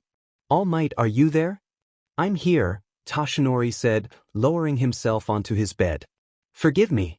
My focus is not what I would like it to be. That's all right, Todoroki said, voice gentle. He thought Toshinori was losing touch with reality. Well, not quite yet. I want you to call this number, Todoroki said, slowly reciting a chain of numbers and then repeating it. It will help you, I think. Toshinori peeled a sticky note from off the pad on his bedside table and wrote down the number. Is this right? He asked, repeating back the number. A 3, not a 2, but otherwise yes, Todoroki said. I have to go, but tell me how the call goes. Toshinori's email loaded, refreshed. A new email alert dinged. Toshinori dropped the phone. Clicked the email with trembling hands. "Congratulations on not dying of shame as I had hoped," read the cold, clear words. "Izuku is safe. Leave my family alone, Toshinori Yagi." The email was unsigned. Izuku. That was all that registered over his thumping heart for several minutes. Izuku, safe, from the mouth of one who had every reason to taunt Toshinori with One for All's lack of safety. Then he realized he might track All for One and Izuku from this email. A small change, a slim chance, but maybe. Involving the police in this would only end in tragedy, and Toshinori had better hacking skills than most people attributed to his large, loud persona.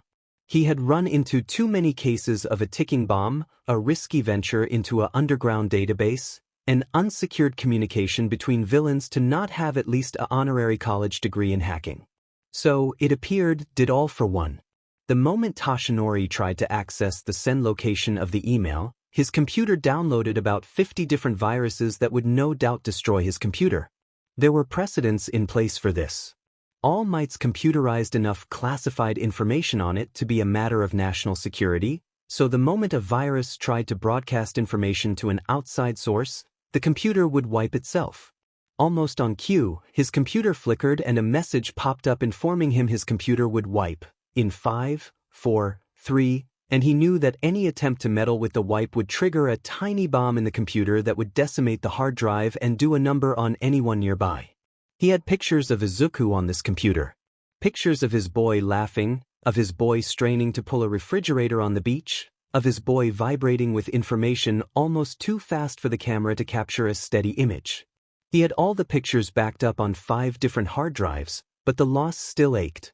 The phone rang. Only then did Toshinori register that he had dropped the phone on Todoroki without a word. He picked up the phone. Hit accept call. "Are you all right?" Todoroki said, a thread of steel caution in his words. All Might, unresponsive on the phone. Toshinori acknowledged there were a few different ways that could end badly. "Yes," he rasped. "I'm fine." "You're lying," Todoroki said with all the blunt force of a speeding train. "What happened?" "It's private," Toshinori said quietly, since if All for One's email wasn't private, then it was going to be a matter of national concern. "Enough, Todoroki." "If you insist," Todoroki said coolly, then hung up. Toshinori sat there a while, staring at the phone, processing. Sometime he fell asleep. He woke up slowly as coughs speared their way out of his lungs. His health was getting worse, he knew, but this was getting unreasonably hard to breathe. Breathe in. Cough, cough, cough. He spat out a huge bulk of clotted blood, and his breathing eased significantly. He just sat there holding the dripping mass. He stood to throw away the mess and wash his hands. His hands were shaking, he registered. From nightmares? From old age? Toshinori sank back in his worn chair. Politics. All for One. Izuku. It all lay in a court far above where he could function, these days. It stung that Izuku should be trapped so far above the courts of normal life. Who even knew what his boy was doing these days? Was he a forced villain? A scared child? A prisoner trapped with a tyrant of a father? He shifted his weight, and something crinkled under him. He shifted further to uncover a scrap of paper with a number scribbled onto it. Todoroki's number. He had forgotten it. He considered the piece of paper for long moments, deciding whether it was worth it to call when his attention was so strained with worry. Normally he would say no, but he quite needed a distraction, and talking to some fan or another might remind him of the good he had done in his time. He dialed in the number and hit call. Bring. Todoroki's mystery person picked up on the second ring. Spirit speaking. "Who are you, and what's the problem?" Toshinori considered that he might have misdialed the number. He checked the scrap of paper, but no, he had dialed 3 instead of 2, just as Todoroki had instructed. "Hello?" The voice on the other end of the phone said, gentling. "Are you in a position to speak? I can get people to trace your location from this call if you're in danger." "There's no danger," Toshinori said, wondering why Todoroki would send him to a distress hotline. "Who is this?" There was a sharp intake of breath, then a half-strangled sob. "All Might?" Yes, Toshinori said, still wondering at the identity of the caller. If you're busy, I can call another time. I was given this number by Equilibrium. I was told you would want to speak with me? Another half-sob. He should have told me he would give the number to you. The voice was vaguely familiar, Toshinori decided, rummaging through old memories for a reference.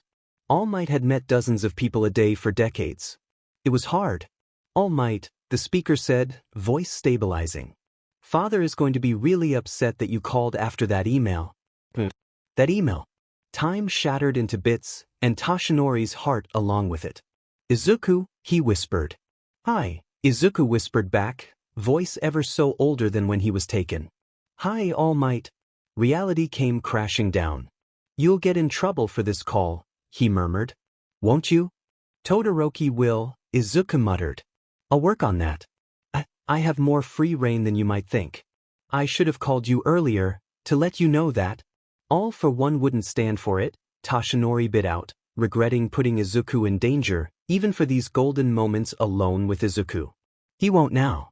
Izuku, I refuse to put you in further danger. Danger, Izuku said, voice echoing with an odd note. I've never been in any danger with Father. Some days I wish. It is what it is. Izuku, All Might repeated, heart clenching painfully at the word father.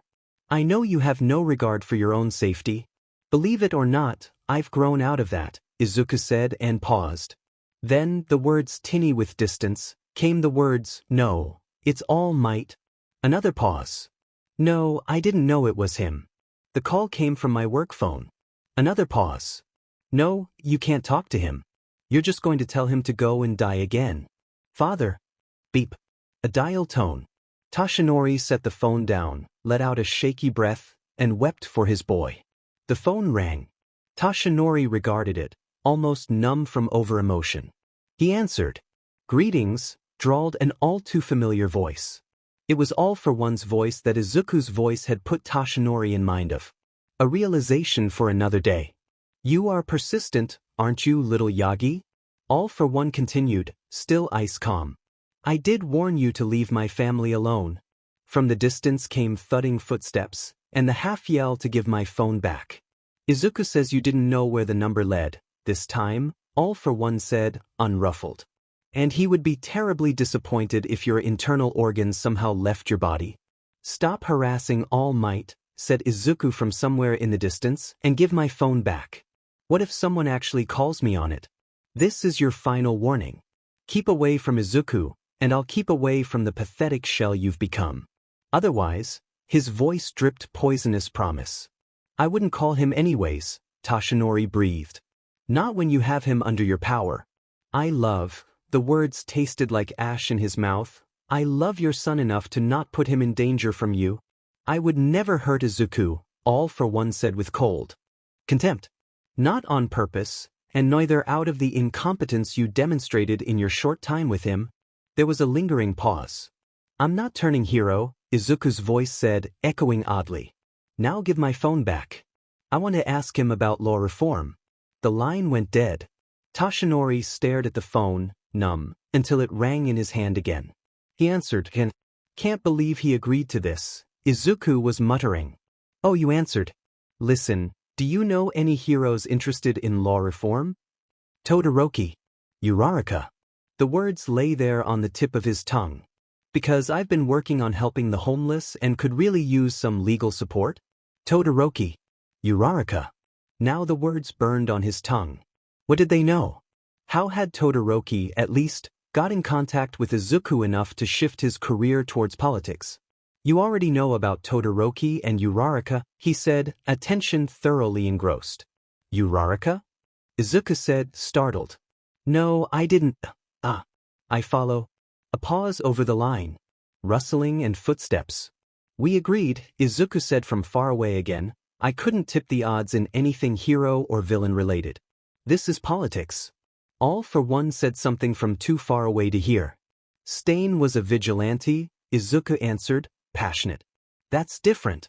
All Might pressed the phone to his ear, heart thundering in his ears. Izuku's voice took on an edge. All Might's retired because of you, so he's not a hero. And I'm asking him about politics. A long pause. Right? Izuku said, voice close to the microphone again. Politics? Promise me you're safe, Toshinori breathed. Promise, Izuku said promptly. Too promptly? I've got to go soon, I've got a self-defense class that I'm teaching, but call me back and I'll answer. Toshinori's heart ached. Don't go. But he didn't say the words. Izuku was far more than a prisoner. He was as busy as he had ever been, helping the homeless this time around. Call me if you need legal help, he said, since that was all he had left to offer these days. Homeless policy reform, Izuku repeated. Anyone who's interested in that, put them in contact with Todoroki, and he'll keep in contact with me. Over the phone, an alarm went off. That's my cue to go, Izuku said, his voice mask of brisk efficiency dissolving in seconds. All Might, I miss you. The words, half-whispered, wrung Toshinori's heart. I miss you too, my boy, he whispered back. Be safe. Be well. Okay, Izuku said, sounding young, and hung up. Words echoed in his ears. Stay away from my family. I miss you. Homeless law reform. For Izuku's sake, he didn't dare call Izuku unless his boy initiated the call. There was too much danger from all for one, otherwise. Toshinori leaned back, closed his eyes, and let the grief-hope-sorrow overtake him. Patrols meant high alert, which meant a twitch of attention at every passing snowflake and a massive jolt when her ringtone split the air. Only practiced nerves kept Achiko from jumping out of her skin. She checked her phone. Todoroki. Todoroki was not particularly social.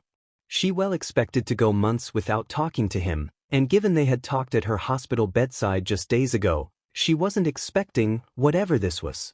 Intrigued, she hit accept call. I'm on patrol right now, she said, ducking into a nearby alleyway. Empty. Is there something you need? I thought I would join you, Todoroki said, voice crackling badly over the poor cell coverage. She had the money to buy a better phone, but couldn't quite bear to, so a bad connection it was. She considered his words. He couldn't be worried about her, could he? She refused to be coddled, not after the stain incident. She flexed her fingers, feeling the new stiffness and limited range of motion. She was better than needing the number 4 to babysit her. It occurred to Achiko that the last Todoroki had seen of her, she had been sitting pale in a hospital bed. It might not be for coddling, but for sheer peace of mind, that he asked to be with her a while. All right, she conceded, and gave the street name she was on. He was there less than 5 minutes later. I was in the area, he explained, falling into step beside her. You usually aren't, she pointed out, eyes scanning back and forth across the street. I meant to find you, he admitted, and then proceeded to completely throw her by changing topics entirely. I was talking to All Might, and he said you were looking into some sort of homeless initiative? She blinked. Yes, she said cautiously. That's... Achiko considered her words, and decided Todoroki was a good enough secret keeper. That's the official story, anyways, she murmured, lowering her voice. I'm really trying to help Deku. She felt the weight of the sideways look he shot her go straight through the side of her head. You know that's a career risk, he murmured back, equally quiet. She could have slapped him. She almost did. Don't talk about him like that. Deku's way more than a career risk. Todoroki's look turned indecipherable. He is, Todoroki agreed. But there are risks. We all agreed to change the government from the inside. You can't do that from prison. It sounded like he was weighing the words, something unknown coloring his words. Someone walked past, footsteps echoing on the pavement. This isn't the place to discuss this, she said, refocusing on the streets around them. Come to my flat afterwards and we'll talk. A half-hour later, Todoroki settled into one of her bare wood chairs, and she spared a moment to be embarrassed that she had invited heroic's royalty into her near-threadbare apartment. Most of her money went to her parents, not that her parents knew that, and she was uncomfortable with extravagance. That didn't mean she didn't wish for it, sometimes. Like now. I'm not going behind anyone's backs to help Deku, she said, fishing around for something from the fridge to serve. Orange juice or milk? Milk, please. She poured a cup and handed it to him. I went to the Hero Commission about Deku, she said, watching the shock in his eyes. I said Deku is a better asset than fugitive to the government. Todoroki sat motionless for a good few seconds before stirring. Do you really think Midoriya wants to be involved with the government that threw him in Tartarus? He asked, slow anger in his voice. Just because you don't forgive doesn't mean Deku won't, she snapped back, and immediately regretted her words. Look, I don't agree with what the government did, but you have to admit, Deku really wants to be a hero.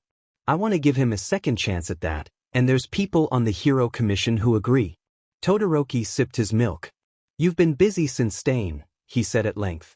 Talking with the Hero Commission and all? Deku deserves a second chance, she said, leaning half across the table in her outrage. Stop being so pessimistic and think it through. Deku's brilliant, he loves heroes, he loves helping people. The Hero Commission is smart, they want the best for everyone, and they see how Deku could help people. It's not that hard. Something wrestled its way across Todoroki's face. Or, alternatively, they see Midoriya as a potential threat, and want to keep him close for observation. You saw what they did last time. Not everyone in politics is evil, she said, standing. Todoroki remained unmoved. No, just enough of them.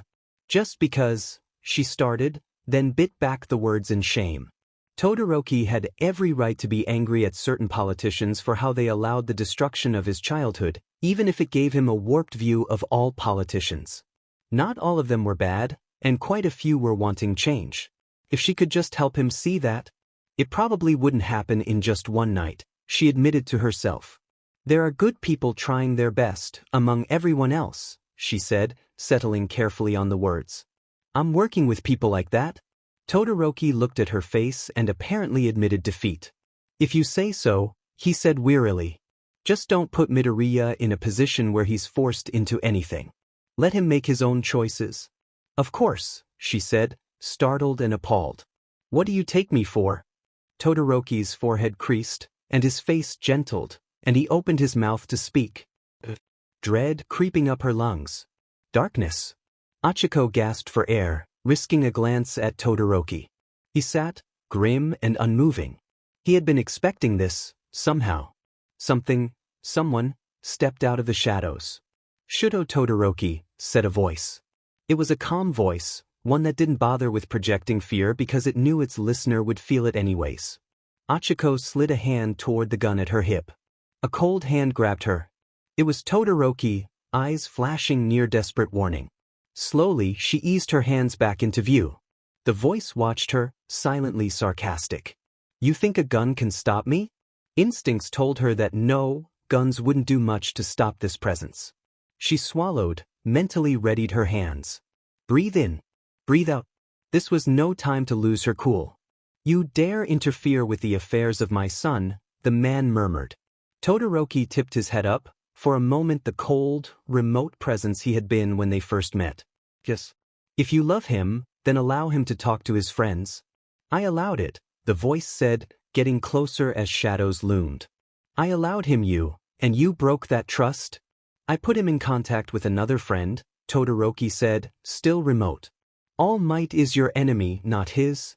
Something screamed, ripped, slashed through her mind, something near physical in its presence. Something huge. Something ancient. Something cruel. Achiko swallowed. Moving might be her death, but she thought she might die here, anyways. Better to die moving than still. She lunged, hands outstretched. She flung herself through shadows, through evil, to some human core. If she could only touch him. A vice grip around both wrists ground bone against bone. She bit back a scream. Saw nothing. Felt everything. A brave little hero, the voice murmured, right into her ear. She kicked blindly. Hit the wall. Izuku would be so disappointed if you died, after all the effort he undertook saving you, the voice continued, unaffected. Don't give me reason to kill. It occurred to her, then who was holding her. Her muscles went weak. The vice grip let go of her wrists and forced her away, into the light. She fell to her knees, then full flat on the ground, and took a moment before stumbling back up. Todoroki was there, then, dragging her away, face pale. I think I know the appropriate punishment, little Todoroki, all for one went on, voice dripping dark satisfaction. Hero work from you is suspended indefinitely unless you want direct action from me. Since you insist on politics, you will focus your time on legislature that will help my son. The pause. And you, Uravity, he said, sarcastic in his slowness. I can hardly fault you for your little attack, but I hear you have taken interest in politics as well. She swallowed, throat dry. Yes. She could still feel phantom hands around her wrists. See that your actions meet my standards, All for One said. See that you take care of Izuku, Todoroki said, voice soft. Something in the air, softened? Gentled? Those must be the wrong words, Achiko thought half hysterically. He is safer with me than with you, little heroes. Then there was absence. No dramatic exit, no nothing, just the absence of darkness. Sorry to involve you in that, Todoroki said, slumping in his chair. Achiko sucked in gasps of air. What did you do to provoke him? She asked, voice wobbly. Todoroki reached out to fiddle with the paper crane on her table. I've had contact with Izuku, he admitted. I tricked All Might into calling Izuku. Both of them really needed it. 1, 2, 3. It took a full count to 10 for Achiko to process the words. You what? She asked, faint. Todoroki's voice was grim. You heard me. They needed it. Was it worth almost dying? She asked. I don't think he would have, he said. It was worth anything else. Worth your career? A pained silence. You didn't tell me you were involved in politics, she said, to fill the quiet. Is that why you came looking for me when you heard I was doing politics? Yes, Todoroki admitted. I thought we might work together. I want to help Deku be a hero, she said solemnly. I don't think All for One will approve. Todoroki coughed on choked laughter. No. All for One said he wants Deku safe, she murmured. If I can make the right arrangements with the Hero Commission, they might stop hunting Deku in return for his help. But it won't work, Todoroki interrupted. You know how they treat Izuku? That can change, Achiko said, passionate, and saw something flash across Todoroki's face. What is it? His quirk, Todoroki said, slow and heavy. It's a secret I won't share, but the Hero Commission knows and they won't love him for it. Achiko frowned. His quirk? It'll sooner destroy him than them, unless, she breathed out, short and sharp. Do they really think he'll destroy himself to destroy them? He doesn't hate like that. Todoroki hesitated. Regardless, he's a threat. Be careful, Uraraka. She thought of Deku's sure, calm words to Stain, the confidence in Deku's posture, and realized that Deku must have changed just as much as she had over the past few years. It was a frightening thought. I don't want him to destroy himself, she said, twisting her fingers into her shorts. I want him to be happy. Todoroki's face shifted toward compassion. Uraraka, sometimes you can't be happy until you're safe. I don't think he's safe with the Hero Commission, and I bet his father agrees. Tell me about Deku, she demanded. All that you can, all that's not a secret you have to keep. Todoroki closed his eyes, sighed, and told her about Deku's underground network. He's helping people, he concluded. I think that's what he wanted really, out of being a hero. He has free reign, she said, only half registering Todoroki's words. A lot more than I thought. I think if he decided to join the Hero Commission, and if he were guaranteed safety, his father might let him. Uraraka, Todoroki warned. No, she interrupted, ashamed at her rudeness but too caught up in the moment to fully care. I'm tired of everyone being careful about Deku. I'm willing to take risks for him. He deserves it. I'm not going to convince you, he murmured, almost too soft to hear. Then louder, fine. Just make sure it's what he really wants. It is, she promised, and that was that. Kaori huddled under an outcrop of building, safe from the pounding rain. It was a cold night, and a windy one. Limping footsteps approached. Expecting the person to pass her by, she twisted around to gauge the cause of the limp. The person was dressed in tatters of clothing, and there was a stain of blood across the bottom half of their shirt. Between the limp and the stain, Kaori realized they were dealing with a stab wound, or something similar. The person's limping footsteps stopped as they saw her. Akagi, they croaked, and the voice was young and fragile. Akagi Kaori? Yes, she confirmed, startled. Come out of the rain. The person swayed. Need help? I can see that, she murmured, holding out a hand. Come and get dry. It was a pathetically small help, but it was about all she could do. The size of the bloodstain indicated something serious, and she didn't have more than passing medical expertise. The person half crumpled on the steps up to her. She hurried over. Save my strength, the teenager, they couldn't have been older than Midoriya when they first met, mumbled. Needs spirit. Spirit's not available until morning, she said, kneeling at the person's side. They were a girl, she noticed, a girl with long, dripping hair. I'm dying, the girl said with such coherence that Kaori was for a moment taken aback. I need, a cough, rattling, shook the girl's frame. Need spirit. Kaori thought of all Midoriya's veiled references to his living situation and swallowed grief. He can't come until morning, she repeated, soft and sorrowing. I don't even know where he lives. He has, cough, healing quirk, a rattling breath. Only thing that will save me now, she whispered. Kaori nodded. There were wild rumors of what Midoriya's quirk was, anything from warping to invisibility to strength enhancement, but Kaori had knelt at Midoriya's side as he healed a gash in her arm. Now was not the time to question how the girl knew, or guessed, the truth. I don't know how to contact him, she whispered to the girl, drawing the girl into her arms. I'm so sorry. The girl blinked up at her, eyes hazy. Have you a phone? Yes, Kaori said, pulling it out. Midoriya paid for it. Do you have someone you want to call? Did you call? Another hacking cough. Spirit? Yes, but his phone has been confiscated for the next while, Kaori said. Calling him won't help. Track his home, the girl suggested, and hope. The slight hope, but hope. Without a word, Kaori unlocked her phone and flew through screens of content to get to GPS tracking. It took long, too long, and the girl was pale with blood loss by the time Kaori got the right information. I'm going to wrap your wound, all right? She murmured. You need it. You're lucky. Spirit's only 5 blocks away. The girl was near unresponsive. Kaori tore strips off her sweatshirt, pulled the bindings tight with trembling hands, and hauled the girl up into a bridal carry. It was easier than it should have been. The girl was far too light for her age. Kaori started the trek, footsteps staggering from the weight. 1 block. 2 blocks. 3 blocks. At the 4th block, a hero stopped her. Ma'am, he started, and Kaori realized it looked like she was carrying a dead body. Only the girl's faint breaths convinced her otherwise.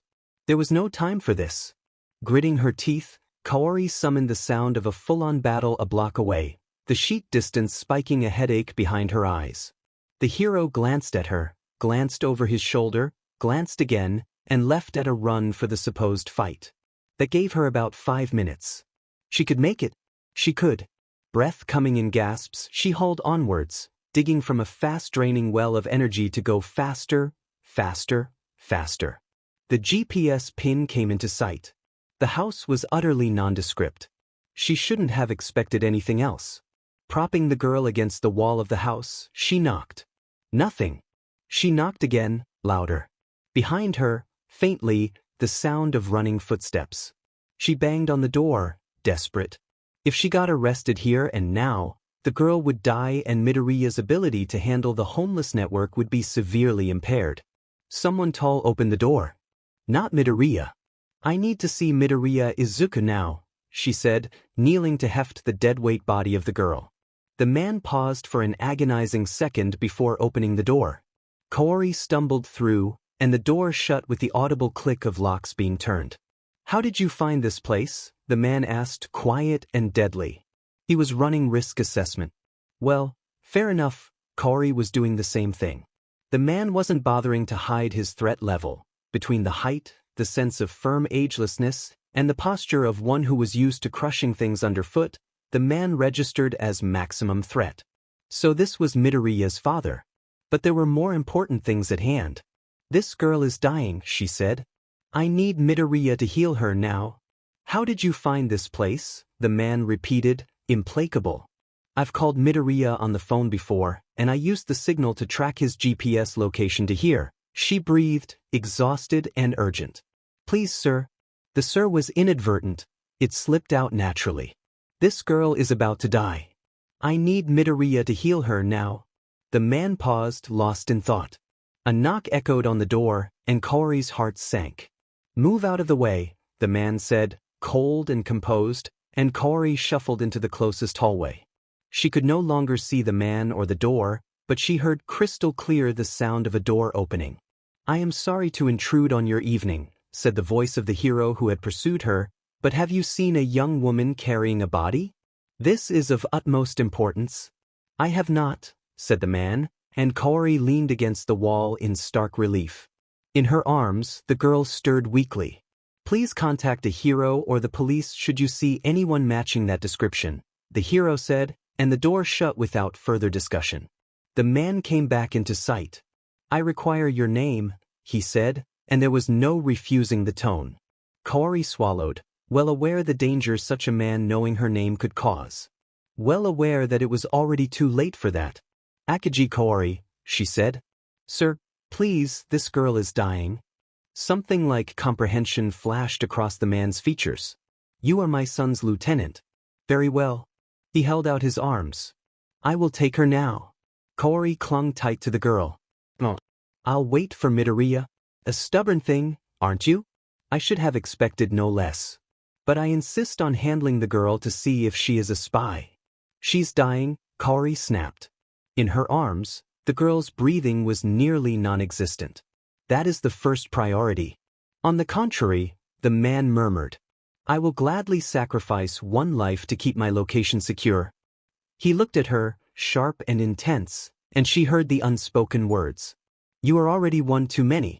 Again, he held out his arms. Everything in Kaori was screaming that this man was not to be trusted, that Midoriya's veiled hints of a villainous father were something more than an understatement. She looked down to the teenager in her arms. The girl was turning blue, breathing hitching. Wordlessly, she passed the girl over. The man took the teenager's weight and walked around the corner. Kaori followed. The man settled the girl on the table, and something about that gave Kaori chills. Maybe it was the way the man was clearly adept at handling unconscious bodies. Maybe it was something darker. The man held his hand, glowing above the girl. Seconds passed. Kaori's heart thundered, bang bang, bang bang. Slowly, delicately, the man's hand drifted to the girl's ankle, peeling away the sock. There was an incision there, something Kaori hadn't noticed before. The man straightened, walked to a cabinet, came back with a knife. Kaori took a step forward, bang bang bang bang. I'm not killing her, the man said, short and cold, before making a careful incision in the girl's ankle, pausing, and peeling something small and dark with blood out of the girl's flesh. Zip. They had chipped her. Ah, said the man. Clever. Chip a captive, then let her escape to find spirit. They already know our location. He turned, then, to Kaori, his eyes glittering like cold marbles. And you were the one who brought her here. I didn't know, Kaori said, resisting the thrumming urge to step backward. And she is still dying. So she is, the man murmured, and it's too late for killing either of you to be of any use. Very well. He vanished. Literally vanished. But his quirk had been the glowing hand, and no one had more than one. The villain at Kamino Ward did. That villain had razed an entire ward to the ground at a thought, barely leashed by all might. Midoriya had said he was arrested on charge of being his father's son. Like that was crime enough to merit imprisonment. Midoriya? Midoriya, who refused to breathe a single word about his quirk. Midoriya, of whom rumors couldn't decide which quirk he had. The poor boy. The poor boy. There was the sound of running feet down a staircase. Midoriya skidded into view, sock-footed. He took one look at her face and flinched. Later, he said, eyes already on the girl half dead atop the table. He walked over, took her pulse at the wrist and nodded. Kaori, he said, you need to leave. The heroes will be here soon. Not until the girl is better. They'll catch you. Father won't spend time protecting you. Midoriya, that girl is dying. Don't waste time arguing with me. Midoriya shuddered, closing his eyes. Leave as soon as I finish, he said, the words not from friend to friend, but from leader to subordinate, expecting exact obedience. He must have learned the tone from his father, Kaori noted distantly, because he certainly hadn't known it when she first met him. Midoriya settled hands on the girl's stomach, and light, golden light, tracing a wide wound. The moment hovered, eternal. All for one entered the room, carrying an armful of paperwork. "You have 2 minutes before we leave, my Izuku." He spared a hand to ruffle through Midoriya's hair. Midoriya hissed, "I won't make it. Help me." "And why should I help a spy?" "Because she's an innocent, and because I'm not leaving until she's helped." "It would be faster to help you," All for One conceded, laying a hand Midoriya's. The lights dimmed, the girl screamed. "Time to go," All for One said, coiling an arm around Midoriya. Midoriya didn't protest, instead locking eyes with Kaori. "The back door is down the hallway to the left," he said. "From there, get on the roof and run." Kaori nodded, kneeling by the table to heft the girl over her shoulder. Again she was reminded that the girl was light, too light. Midoriya and All for One disappeared in a blast of hot air. Kaori ran. Through the hall. Out the door. Send a quick prayer of relief to whatever force left a ladder propped against a nearby roof. Climb the ladder, girl over one shoulder. Hear shouts, see flashlights. "Stop, in the name of the law," shouted the voice of the hero All for One had turned away. Run, gait uneven from the weight of the girl. Leap a rooftop, feet skidding. Slide halfway down a roof and lay there, heart hammering. Nothing. The girl stirred. Opened her eyes. "You're safe now," Kaori whispered, and disappeared into the night. Shoyuta had his alerts set to notify him of anything regarding Spirit, who operated like Midoriya Izuku would have if the boy had grown up, learned some self-preservation, and trained under Nedzu for years. In other words, self-preservation aside, Shoyuta was almost certain Spirit was Midoriya. He kept this thought to himself. The call came at 1:07 a.m. He answered on the second ring. Eraserhead speaking. "Spirit has been traced to the following location." The hero operator rattled off an address. "Please present yourself there as soon as possible." He stood, stock still, for a few precious seconds as the operator hung up. He might see Midoriya again. He might see Midoriya in chains again. He might see a massacre worse than Tartarus. Grimly, he set off for the address at a run. Sirens whirred as he got close. Civilians milled about, curious, while police officers attempted to hustle away the crowd. No massacre. Not yet. Shoyuta jabbed his way through to the front, holding his hero license between his teeth. The police officer glanced at him, nodded, and waved him through. Magma, a senior undergrounder, waved him over. "They got away," he said without preamble. "Packed up a few minutes before we arrived, from the looks of it. That was one chained child, one massacre, avoided, that." Shoyuta was too professional to exhale in relief. "Please look around and give us your first impressions of the house," Magma continued. "Other heroes have already cleared the house of traps, but be careful." Shoyuta nodded and jogged into the house. The Midoriya household was relatively small, all things considered. It was built more like a bunker than a house, all thick, white walls, with carpet scraped over concrete flooring. This was no place for a child to grow up. He lingered over the kitchen table. Fresh blood ground into the woodwork showed that people had been here less than an hour ago. Whose blood?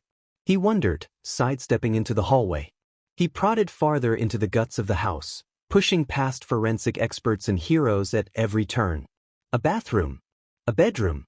A kitchen, shelves stocked with enough food to last for years. A dining room, table massive in the middle of the room. Another bedroom. He paused at the second bedroom.